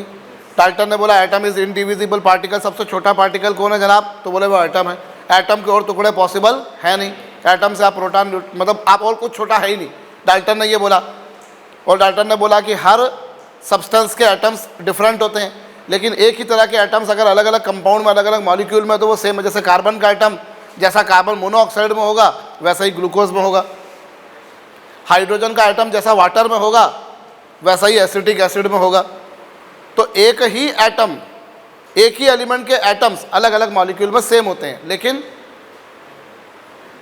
लेकिन क्या, डिफरेंट एटम्स, डिफरेंट एलिमेंट्स के एटम्स क्या होते हैं, डिफरेंट होते हैं। और जब ये एटम्स कंबाइन होते हैं तो मॉलिक्यूल्स बनते हैं, और ये मॉलिक्यूल्स आपस में रिएक्शन करते हैं। ऐसे अलग अलग तुमने डाल्टन की एटॉमिक थ्योरी पढ़ी है, उसके अलग अलग पोस्टुलेट्स पढ़े, और क्या क्या पढ़े थे? It can not be created, can not be destroyed, और एक ही एलिमेंट के सारे एटम्स अलाइक हैं लेकिन डिफरेंट एलिमेंट्स के एटम्स डिस्टिंक्ट हैं, डिफरेंट हैं। ये सब पढ़ा हुआ है तुम लोगों ने, ये सबसे पहली थ्योरी थी। अब डाल्टन की थ्योरी में एक सबसे बड़ी कमी क्या रह गई थी कि साहब उसने बोला एटम इंडिविजिबल है, क्योंकि उस समय इतना ही मालूम था, उस समय उतना ही ज्ञान था। लेकिन बाद में मालूम पड़ा नहीं, एटम से और छोटे पार्टिकल्स हैं, प्रोटॉन्स हैं, न्यूट्रॉन्स हैं, इलेक्ट्रॉन्स हैं। और अभी भी हमारा नॉलेज का स्तर वहीं तक है, वरना हम और घुसेंगे तो मालूम पड़ेगा मेसॉन्स हैं, म्यूऑन्स हैं, न्यूट्रिनो है, एंटी न्यूट्रिनो है, कई सारे हैं। हमने जितना पढ़ा है उतने ज्ञान हमको मालूम है, वरना और माइक्रोस्कोपिक लेवल पर जाएंगे। तो उसकी थ्योरी की लिमिटेशन ये थी कि साहब ये सबसे छोटा ही है, इससे और छोटा कुछ पॉसिबल, आप और एटम को और नहीं तोड़ सकते, बस वही सबसे छोटा है। बाद में मालूम पड़ा नहीं और भी पार्टिकल्स हैं। फिर ऐसे ही जे थॉमसन का मॉडल आया, उसमें उसने क्या बोला था, वो कौन सा वाटरमेलन कॉन्सेप्ट दिया था। वाटरमेलन कॉन्सेप्ट में क्या था भैया, जैसे तरबूज है, तरबूज में बीज इधर उधर बिखरे पड़े रहते हैं, सीड्स उसके बिखरे रहते हैं, वैसे इलेक्ट्रॉन्स भी बिखरे पड़े रहते हैं। इलेक्ट्रॉन्स क्या रहते हैं उसमें, स्कैटर्ड है, ठीक है। और एटम का जो मास है वो इसी कारण से सब जगह डिस्ट्रीब्यूटेड है, पूरे एटम में डिस्ट्रीब्यूटेड है। बोलिए, तो वो थॉमसन का मॉडल था। भाई थॉमसन ने और रिसर्च करी तो थोड़ा सा और मॉडिफिकेशन मिला। ऐसे ये रिसर्च लगातार चलती रही। जैसे आपके पास में सेलफोन का मॉडल आया, तो आज जो मॉडल आया आपके पास में, आप सोचो ना, एक टाइम पर कीपैड चलते थे, आज देखकर तुम्हें हंसी आएगी, लेकिन वो एक दिन में नहीं हुआ है, वो उसमें समय लगा। पहले सब कीपैड वाले मोबाइल चलाते थे, आज भी शायद पता होगा तुम्हारे घर में दादाजी दादी शायद से वो वाला फ़ोन चलाते हैं, कई लोग चलाते हैं भैया। वो गलत तो नहीं कह रहा हूँ मैं। ये टच स्क्रीन मोबाइल आया, तो टच स्क्रीन मोबाइल जो आया तो और लोग क्या होता है, लोग हंसते हैं उन चीज़ों पर, ठीक है भैया। एक बड़े ज्ञानी पुरुष हुआ भैया, वो उसको ज्ञान की प्राप्ति भारत में आकर हुई, स्टीव जॉब्स, नाम मालूम होगा तुम्हारे को। वो जब तक जिंदा था तब तक लोग उसको कम जानते थे, जब वो मर गया तब जानने लगे ज़्यादा, मेरे जैसे लोग तो कम से कम। जब मर गया उसके बाद बहुत कम 50-60 एज के बीच में ही उसको कैंसर था, कैंसर से वो मर गया। वो इंडिया आया, कहाँ पर, वो मैं एक गुरुजी हैं, बड़ा नाम चलता है उनका, वो भी खैर चले गए, अब तो एक्सपायर हो गए। वो पता है किसी को, धर्मशाला साइड कहीं तो भी रहते थे वो, मुझे नाम ध्यान नहीं है। तो वो यहाँ आया, एक्चुअली वो उसने कंप्यूटर बनाया था, और उसने क्या करा, उसने ये बोला कि ये जो माउस है, उससे पहले एक्चुअली माइक्रोसॉफ्ट जो है, बिल गेट्स जो है, वो माउस ला चुका था। उसने ये बोला कि यार ये जो माउस है हम लेके अलग अलग घूमते हैं, तो क्यों ना हमारी उंगली को ही माउस बना दें। उसका इमेजिनेशन ये था कि उंगली को ही क्या बना दिया जाए, माउस बना दिया जाए। तो उसने फिंगर को माउस बनाया। आप देखो, आप ये जो क्लिक करते हो वो क्या है, माउस ही तो है कि नहीं है। वो इमेजिनेशन, उस समय लोगों ने बोला अरे नहीं चलने वाला, ये लोग बोलते हैं भैया ये नहीं चलने वाला। मुझे ध्यान है, मैं तुम्हारे को ज़्यादा बड़ी बात नहीं बोलूँ, सन 2008-2009 की बात है, जब हमने वो बड़ी स्टडी अड्डा वेबसाइट शुरू करी थी। उस समय दुनिया का सबसे अमीर आदमी था बिल गेट्स। बिल गेट्स कौन, माइक्रोसॉफ्ट का मालिक। और दूसरे तीसरे नंबर पर जो होंगे वो उससे आधे भी नहीं होंगे, मतलब उनके पास में जो उनकी जो कैपिटल होगी वो उससे हाफ भी नहीं थी। मतलब वी कुड नेवर एक्सपेक्ट कि कोई बिल गेट्स को पीछे छोड़ेगा, कोई बिल गेट्स को पीछे छोड़ पाएगा, ये संभव है क्या, नहीं संभव। अरे इतना पैसा उसके पास कि बाकी कोई कहाँ लगता उसके आगे। आज देखो आप, लैरी पेज जो गूगल का मालिक है, उससे कहीं आगे है। हाँ, तुम्हारा अमेज़न का जो मालिक है वो, उसके बारे में बात कर लो। एलॉन मस्क के बारे में तुम सब लोग जानते हो। एलॉन मस्क भी ऐसे ही पागल है, सरफिरा है, वो भी बहुत सारी ऐसे अलग अलग चीज़ें सोच रहा है। तो अभी इसकी इलेक्ट्रॉनिक कारें इंडिया में आई नहीं है, और अगर आ गई तो सोचो तहलका मच जाएगा, पता नहीं क्या ही होगा, लोग पागल हो जाएंगे उसकी कारों के पीछे। इंडिया में जो ट्रक चलते हैं उससे 5-5 गुना स्ट्रॉन्ग ट्रक है उसके इलेक्ट्रिक वाले, 5-5 गुना स्ट्रॉन्ग वाले, और क्या सेफ्टी, क्या सिक्योरिटी और क्या फीचर्स दुनिया भर के। अब इंडिया में भी ट्रक्स जो आएंगे, अभी बोल दिया कि 2024 से अब जो भी ट्रक्स आएंगे इंडिया में, वो सारे के उनके जो ड्राइवर केबिन होंगे वो एसी होंगे, कंपलसरीली एसी केबिन होंगे वो। ये चीज़ें हो रही हैं, आज अपन देखते तो लगता है, लेकिन इसके पीछे बहुत सारी बातें। तो जब स्टीव जॉब्स ने वो दिया था तो लोग बहुत हंसे थे उसके ऊपर। स्टीव जॉब्स ने एप्पल की शुरुआत करी थी, और तुम्हें मालूम है एक टाइम ऐसा भी आया था जब स्टीव जॉब्स को एप्पल से निकाल दिया था, क्योंकि वो साइको था, कुछ भी उटपटांग बोल देता था। वो उटपटांग बोल देगा, कुछ भी नेगेटिव बोल देगा, तो वो हर किसी से सहन होता नहीं था। तो एप्पल कंपनी को शुरुआत करने वाला वही था, फिर फंडिंग वगैरह ली उसने, इन्वेस्टमेंट आया, कंपनी बड़ी होती गई, और एक टाइम पर क्या हुआ, वो जो उसके डायरेक्टर्स बाकी जो लोग आए थे वो उसको सहन नहीं कर पाते थे, क्योंकि पागल आदमी बोले, कुछ भी बोल देता है, तो उसको ही निकाल दिया। उसको निकाल दिया तो एप्पल कंपनी नीचे आ गई, लॉस में आ गई। फिर उसको लाए हाथ जोड़ के कि तू आ जा। फिर उसको देखो तुमने आज क्या स्थिति आईफोन की। करने वाला कौन था? वही था, और उसने बहुत सारी गालियाँ सुनी, हंसी का पात्र बना है वो, ऐसा नहीं कि हंसी का पात्र नहीं बना। और वो एक दिन में नहीं हुआ, ये रिसर्च चलती है आई। हम बोल सकते हैं कि भैया जो सेलफोन बना वो बनाने वाला पहले कोई और था, लेकिन धीरे धीरे फिर चीज़ें आगे बढ़ती गई। ये रिसर्च की फील्ड है जो हमेशा चलती रहेगी, आज नहीं, आज से 10 साल बाद भी चलेगी, तय बात है। मैंने जैसे तुम्हें बोला ना भाई, पहले हम माउस ले लेके घूमते थे, उसने माउस हटा दिया, उसने उंगली को माउस बना दिया। तो कल को क्या भरोसा कि भैया मोबाइल फ़ोन नहीं आए, क्या है बाजार से एक चिप आए, वो चिप जो है वो तुम्हारी बॉडी में इंटीग्रेट हो, और हो सकता है तुमको यहीं पर सेलफोन चल जाए, चल कुछ करने की जरूरत ही नहीं तुम्हारे को, सब तुम्हारी हथेली पर चल रहा है।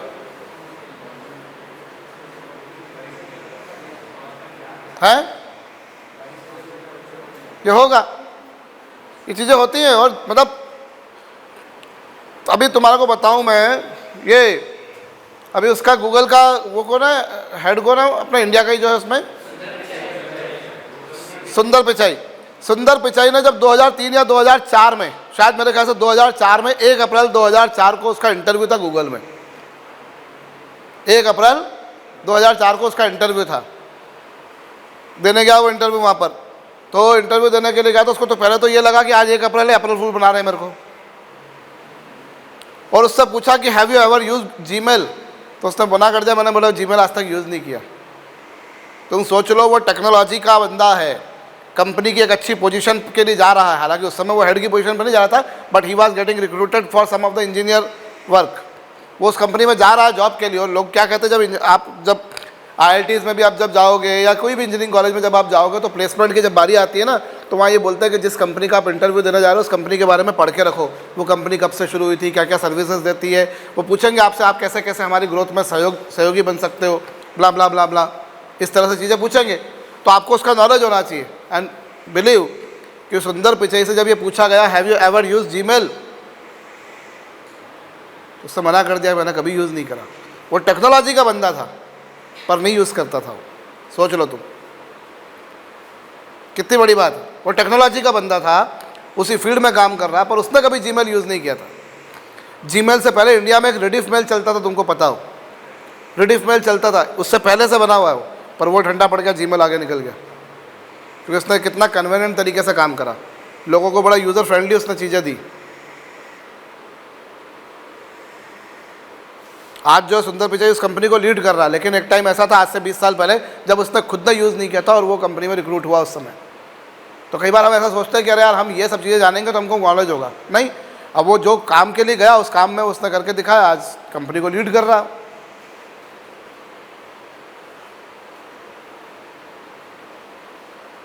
तो ये हमको जो आज मिलता है ना, कई बार हम मतलब इस चीज़ की समझते कि अरे आज से क्या होता था 20 साल पहले, अभी ड्राइवरलेस कारें आ जाएंगी 5 साल में मुश्किल से।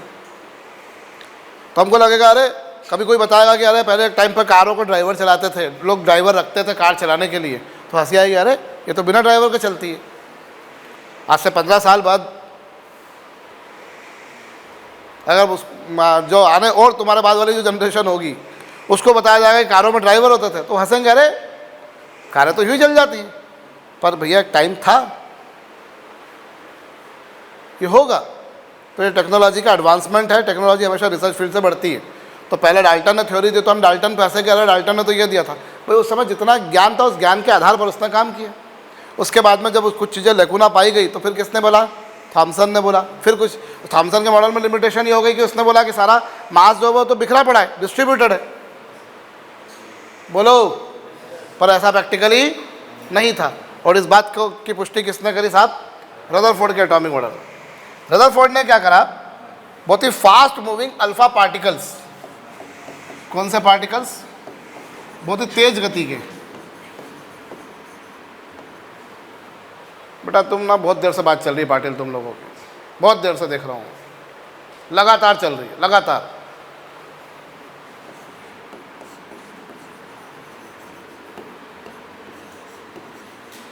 फास्ट मूविंग अल्फा पार्टिकल्स की उसने बम्बार्डिंग करी, बहुत तेज गति के अल्फा कणों को की बौछार करी उसने। एक थिन गोल्ड फॉइल ली, क्या ली उसने, एक पतली सी गोल्ड फॉइल, क्या ली उसने, पतली सी गोल्ड फॉइल। उस पर उसने बहुत फास्ट मूविंग अल्फा पार्टिकल्स की बम्बार्डिंग करी और उसने ये पाया कि most of the alpha particle, तकरीबन 95% अल्फा पार्टिकल, उससे भी ज़्यादा शायद, कैसे निकल जाते हैं, सीधे निकल जाते हैं। बहुत ही फास्ट मूविंग अल्फा पार्टिकल्स जो हैं वो विदाउट एनी डेविएशन सीधे निकल गए। कैसे निकल गए, सुनाई नहीं दिया मुझको। जब उसने बहुत ही फास्ट मूविंग अल्फा पार्टिकल्स की बम्बार्डिंग करी, he concluded, he saw, he observed that most of the alpha particles, इसका हालांकि कोई परसेंटेज का कोई वो नहीं है, मैं बोलूँगा 95 हो सकता है, कल को कोई 96 बोले, कोई बोले 90, कोई बोले 93, कोई बोले 98, बट इट हैपन कि most of the alpha particle कैसे निकल गए, सीधे निकल गए। अब इससे मेरे दिमाग में क्या घंटी बजी, इससे मेरे दिमाग में ये घंटी बजी कि भैया सड़क पर गाड़ी जा रही है और सीधी की सीधी जा रही है, कहीं मुड़ नहीं रही है, इसका मतलब सड़क खाली है, सड़क खाली है। तो 95% से ज़्यादा अल्फा पार्टिकल सीधे निकल रहे हैं, मतलब एटम का 95% हिस्सा, एटम का बहुत सारा हिस्सा खाली है। जो थॉमसन बोलता है कि नहीं सब जगह भरा पड़ा, बीच बीच में इलेक्ट्रॉन बिखरे पड़े जैसे तरबूज में बीज से, लाइकवाइज उसने बोला इस तरह से, लेकिन मालूम पड़ा कि नहीं, एटम के बहुत सारा पार्ट तो 95% के आसपास हिस्सा तो क्या मंडली खाली है, सीधे निकल रहे प्रत्युष, ठीक है। और जो अल्फा पार्टिकल्स थोड़े से सेंटर की तरफ थे वो बाहर की तरफ डेविएट हो रहे हैं। जो कहाँ थे, सेंटर की तरफ, वो कहाँ डेविएट हो रहे हैं, बाहर की तरफ। और जो जितने ज़्यादा क्लोज है सेंटर के वो उतने ज़्यादा डेविएट हो रहे हैं। जो जितने ज़्यादा क्लोज हैं वो उतने ज़्यादा डेविएट हो रहे हैं। तकरीबन 2% के आसपास ऐसे हैं, 1.8% के आसपास ऐसे हैं जो बाहर की तरफ डेविएट होते हैं, और जो जितने ज़्यादा पास हैं वो उतने ज़्यादा क्या होते हैं, डेविएट।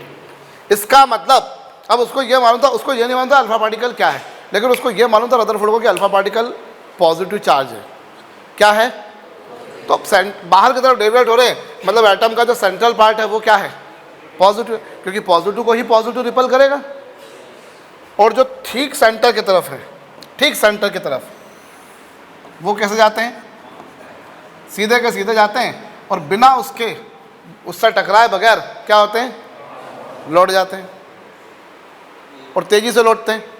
भाई 3 उसने ऑब्जर्वेशन बोले, और उन 3 ऑब्जर्वेशन के बेसिस पर उसने कंक्लूजन दे दिए बहुत सारे। Most of the alpha particle move straight without any deviation, मतलब maximum part of the atom is vacant, empty, खाली है। बोलो, दूसरी बात क्या बोली उसने, जो केंद्र की तरफ है वो कहाँ डेविएट होते हैं, बाहर की तरफ, और जो जितने ज़्यादा क्लोज है उतने ज़्यादा डेविएट होते हैं। इसका मतलब क्या, इसका मतलब एटम का जो सेंट्रल पार्ट है वो क्या है, और जो ठीक सेंटर की तरफ है वो उससे बिना टकराए वापस आ जाते हैं। इससे और कंफर्म होगा कि सेंट्रल पार्ट पॉजिटिव है, और बहुत तेज़ी से आते हैं, बहुत तेज़ी से आते हैं, मतलब वो जो सेंट्रल पार्ट है वो बड़ा हैवी है। अरे मैं एक हैवी बॉल से बॉल को हिट करूँगा तो तेज जाएगी, और हल्के बैट से बॉल को हिट करूँगा तो उतना तेज़ी से। तुम्हें मालूम है सबसे ज़्यादा हैवी बैट कौन यूज़ करता, क्रिकेट में सबसे ज़्यादा हैवी बैट कौन यूज़ करता था भैया, मालूम तुम्हारे को, पोलार्ड का मुझे पता नहीं कि कितना करता था, बट मेरे ज्ञान के अनुसार जब तक मैं जब मैं फॉलो करने लगा था क्रिकेट को, सचिन तेंदुलकर सबसे हैवी बैट यूज़ करता था। तो वो तुमने सचिन तेंदुलकर की वो डॉक्यूमेंट्री भी देखी, एक मूवी आई थी सचिन तेंदुलकर की, वो चली नहीं थी, धोनी वाली बहुत चली थी। सचिन तेंदुलकर वाली, इसमें सचिन खुद ही था एक्चुअली। वो वाली मूवी जो थी उसमें बताया था कि वो उसने बोला था, क्योंकि उसके ऊपर बहुत बार कंट्रोवर्सी होती रहती थी कि इतना हैवी बैट यूज़ करता है, उसीलिए उसके कमर में पेन आता है कई बार, और उसके टेनिस एल्बो के कारण वो बहुत बार उसको बैठना पड़ा था। तो बोले इतना टेनिस एल्बो के कारण इतनी बार उसको बैठना पड़ा जितना किसी टेनिस प्लेयर को नहीं बैठना पड़ता। तो वो हैवी बैट यूज़ करता था। तो वो सचिन ने उसके बारे में बोला भी था कि भैया I do not consider it to be heavy, I consider it to be the part of my body my self, मेरी बॉडी का ही भाग मानता हूँ। वो काफ़ी हैवी यूज़ करता था। अभी यहाँ पर आ रहा हूँ मैं, अगर हैवी बैट से मैं बॉल को हिट करूँगा तो तेज जाएगी, और लाइट बैट से बॉल को हिट करूँगा तो उतनी तेज नहीं जाएगी। इसका मतलब ये जो सेंट्रल पार्ट है वो क्या है, बहुत हैवी है, और इससे तकरीबन 10⁻⁻15 मीटर दूरी पर जब था अल्फा पार्टिकल, तभी वो वापस आ गया। कितना पास गया? 10⁻⁻15 मीटर, उतनी पास गया बस, और फिर लौट कर आ गया। उससे ये भी मालूम पड़ गया कि वो जो सेंट्रल पार्ट है उसका साइज़ कितना है, 10⁻⁻15 मीटर के ऑर्डर का है। ठीक है, और बहुत तेज़ी से आ रहा है, मतलब ये बहुत भारी है। मतलब एटम का तकरीबन पूरा का पूरा मास कहाँ पे कंसंट्रेटेड है? सेंटर पे कंसंट्रेटेड है। और एटम का बहुत बड़ा हिस्सा, 98% हिस्सा क्या है? खाली, मतलब हार्डली 2% हिस्सा ही भरा हुआ है। मतलब न्यूक्लियस जो है it is very small in comparison of size of the atom. बोलो, नाभिक का जो आकार है वो परमाणु के आकार की तुलना में बहुत ही छोटा है। तो ये 4-5 उसको ऑब्जर्वेशन मिले। पहला ऑब्जर्वेशन क्या मिला? बहुत सारे पार्टिकल सीधे निकल गए, 98% सीधे निकल गए, मतलब 98% हिस्सा क्या है? पहला। दूसरा, जो सेंटर की तरफ से वो पॉजिटिवली वो बाहर डेविएट हुए, मतलब क्या है? सेंट्रल पार्ट क्या है? Positively charge. और जो बिल्कुल ठीक सेंटर की तरफ थे वो उससे बिना टकराए वापस आए, बहुत तेज़ी से आए। मतलब इससे भी कंफर्म हो गया वो पॉजिटिव है, बहुत तेज़ी से आए, मतलब वो बहुत हैवी है। और 10⁻⁻15 मीटर दूर तक गए, फिर लौट कर आ गए, मतलब उससे टकराए भी नहीं। इसका मतलब जो सेंट्रल पार्ट है उसका साइज़ कितना है? 10⁻⁻। और उसी को बाद में क्या नाम दिया गया? इसी को बाद में नाम दिया गया क्या? न्यूक्लियस। उसने किसकी बौछार करी थी? अल्फा पार्टिकल्स की। और यहाँ क्या ली थी उसने? बहुत पतली सी गोल्ड फॉइल।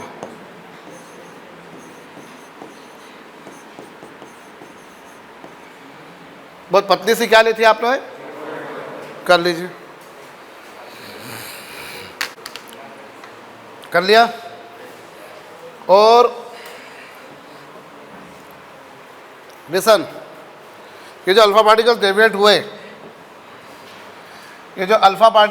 हुए, साहब, मान लीजिए कोई अल्फा पार्टिकल थीटा एंगल से डेविएट हुआ। कितने एंगल से? थीटा एंगल से। तो ये देखने में आता है number of alpha particles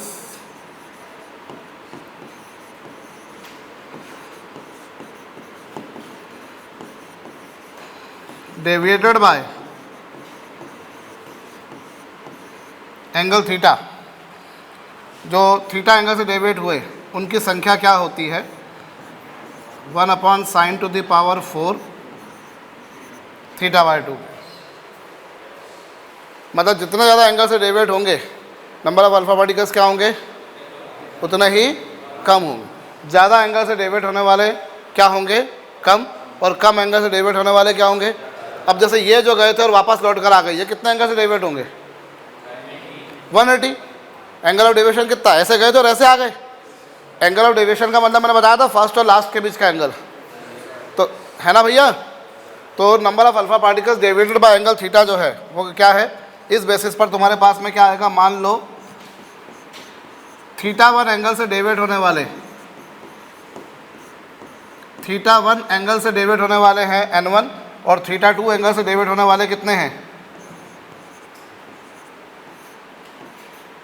θ1 angle से डेविएट होने वाले कितने हैं? n1। और θ2 एंगल से डेविएट होने वाले कितने हैं? n2। तो कुछ ऐसी कहानी आएगी, बोलिए।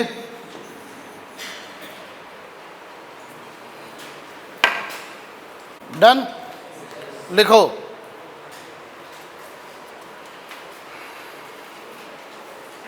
In Rutherford's alpha particle scattering experiment, in Rutherford's alpha particle scattering experiment,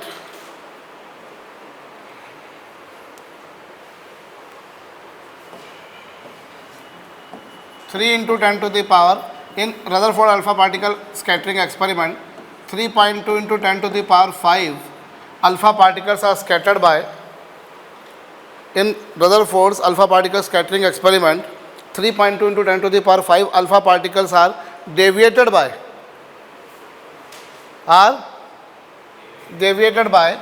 90 degree. Are deviated by 90 degree. Then how many will get deviated by 60 degree? In Rutherford's alpha particle scattering experiment, 3.2 multiplied with 10 raised to the power 5 alpha particles are deviated by 90 degree. Then how many will get deviated by 60 degree? How many will get deviated by 60 degree?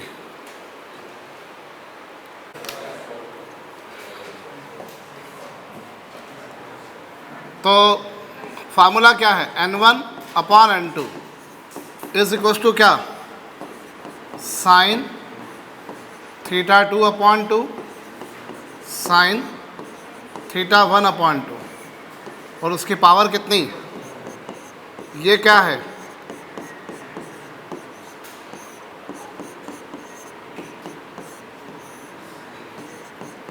ये 90 है, तो 90 क्या हो जाएगा? और ये क्या हो जाएगा? Am I correct? साइन 30 की वैल्यू कितनी?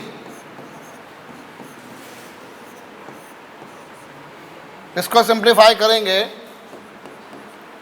तो 3.2 10 to the power 5 upon n2 ये क्या हो जाएगा?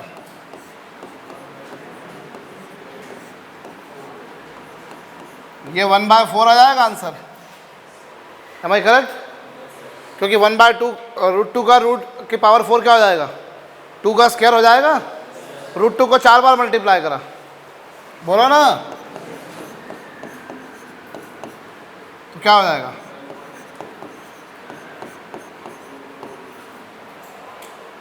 Am I correct?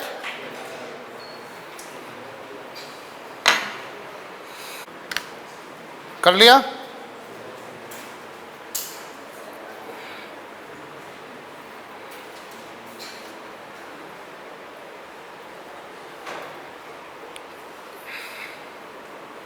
ठीक, तो ये तुम्हारे पास में क्या है? रदरफोर्ड का एटॉमिक मॉडल में तुमने क्या पाया कि most of the alpha particle सीधे जा रहे हैं। इसका मतलब एटम का मोस्ट ऑफ द पार्ट जो है वो क्या है? खाली है, एम्प्टी है। जो अल्फा पार्टिकल सेंटर की तरफ है वो बाहर की तरफ डेविएट हो रहे हैं, मतलब सेंट्रल पार्ट क्या है? Positively charge. और जो ठीक सेंटर की तरफ है वो बिना टकराए बहुत तेज़ी से वापस आ रहे हैं। मतलब इससे और एक बार कंफर्म होगा कि पॉजिटिवली चार्ज है, तेज़ी से आ रहे हैं मतलब। और वो मुश्किल से 0.2% अल्फा पार्टिकल्स थे जो सीधा वापस आ गए। मतलब एटम का जो सेंट्रल पार्ट है वो पूरे एटम के साइज़ के कंपैरिजन में मात्र 0.2% साइज़ कवर करता है। मतलब जो सेंट्रल पार्ट है वो बहुत ही छोटा है। आई बात समझ में? इस बेसिस पर उसने न्यूक्लियस की खोज करी। और मज़े की बात यह भैया कि हमारा एक कहावत है, बगल में छोरा और जगत में ढिंडोरा। तो यहाँ पर वो वाली बात थी कि उसने जो अल्फ़ा पार्टिकल फेंके थे वो खुद भी न्यूक्लियस ही थे। वो हीलियम का न्यूक्लियस होते हैं। अल्फ़ा पार्टिकल क्या होता है? Nucleus of helium. तो उसने न्यूक्लियस को फेंककर न्यूक्लियस को डिस्कवर किया था। उस समय नहीं मालूम था अल्फ़ा पार्टिकल क्या है। Nucleus of helium. हीलियम का जो नाभिक होता है, हीलियम के नाभिक में कौन होते हैं? 2 प्रोटॉन्स होते हैं और 2 न्यूट्रॉन्स होते हैं। This is nucleus of helium. तो उसने इनकी बौछार करी थी एक्चुअली। तो helium alpha particle is nothing but the nucleus of helium. वो नाभिक किसका न्यूक्लियस है? वो हीलियम का। तो इस बेसिस पर हमने लिखा था ना अभी थोड़ी देर पहले कि साहब वो न्यूक्लियस की डिस्कवरी किसने करी थी? रदरफोर्ड ने। तो ये ऐसे मालूम पड़ा।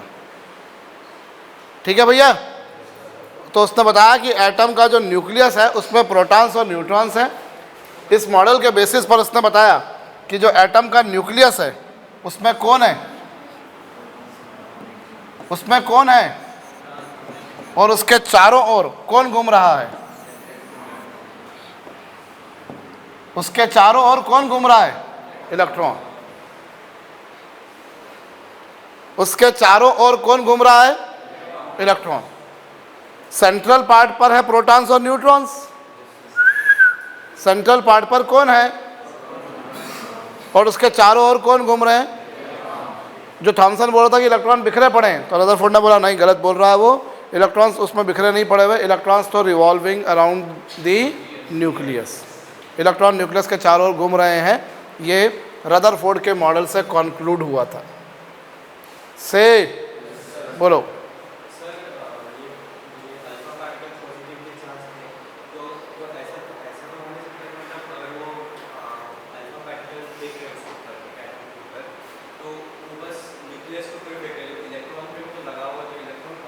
इलेक्ट्रॉन फिक्स नहीं है ना, इलेक्ट्रॉन तो घूम रहे हैं ना, तो इलेक्ट्रॉन उनसे टकराने की संभावना बहुत ही कम है, क्योंकि वो छोटा है, वो बहुत बड़ा हाईवे है, उस पर बहुत बड़े हाईवे पर कहीं एक गाड़ी चल रही है। अब तुम्हारी गाड़ी उसी गाड़ी से जाकर टकराएगी, इसकी पॉसिबिलिटी बहुत कम है, होने को हो सकती है बट वेरी रेयर। ठीक है, तो रदरफोर्ड ने इसके बेसिस से बताया कि सब protons and neutrons are located inside the nucleus, they constitute nucleus and electrons are revolving around nucleus. समझ गए।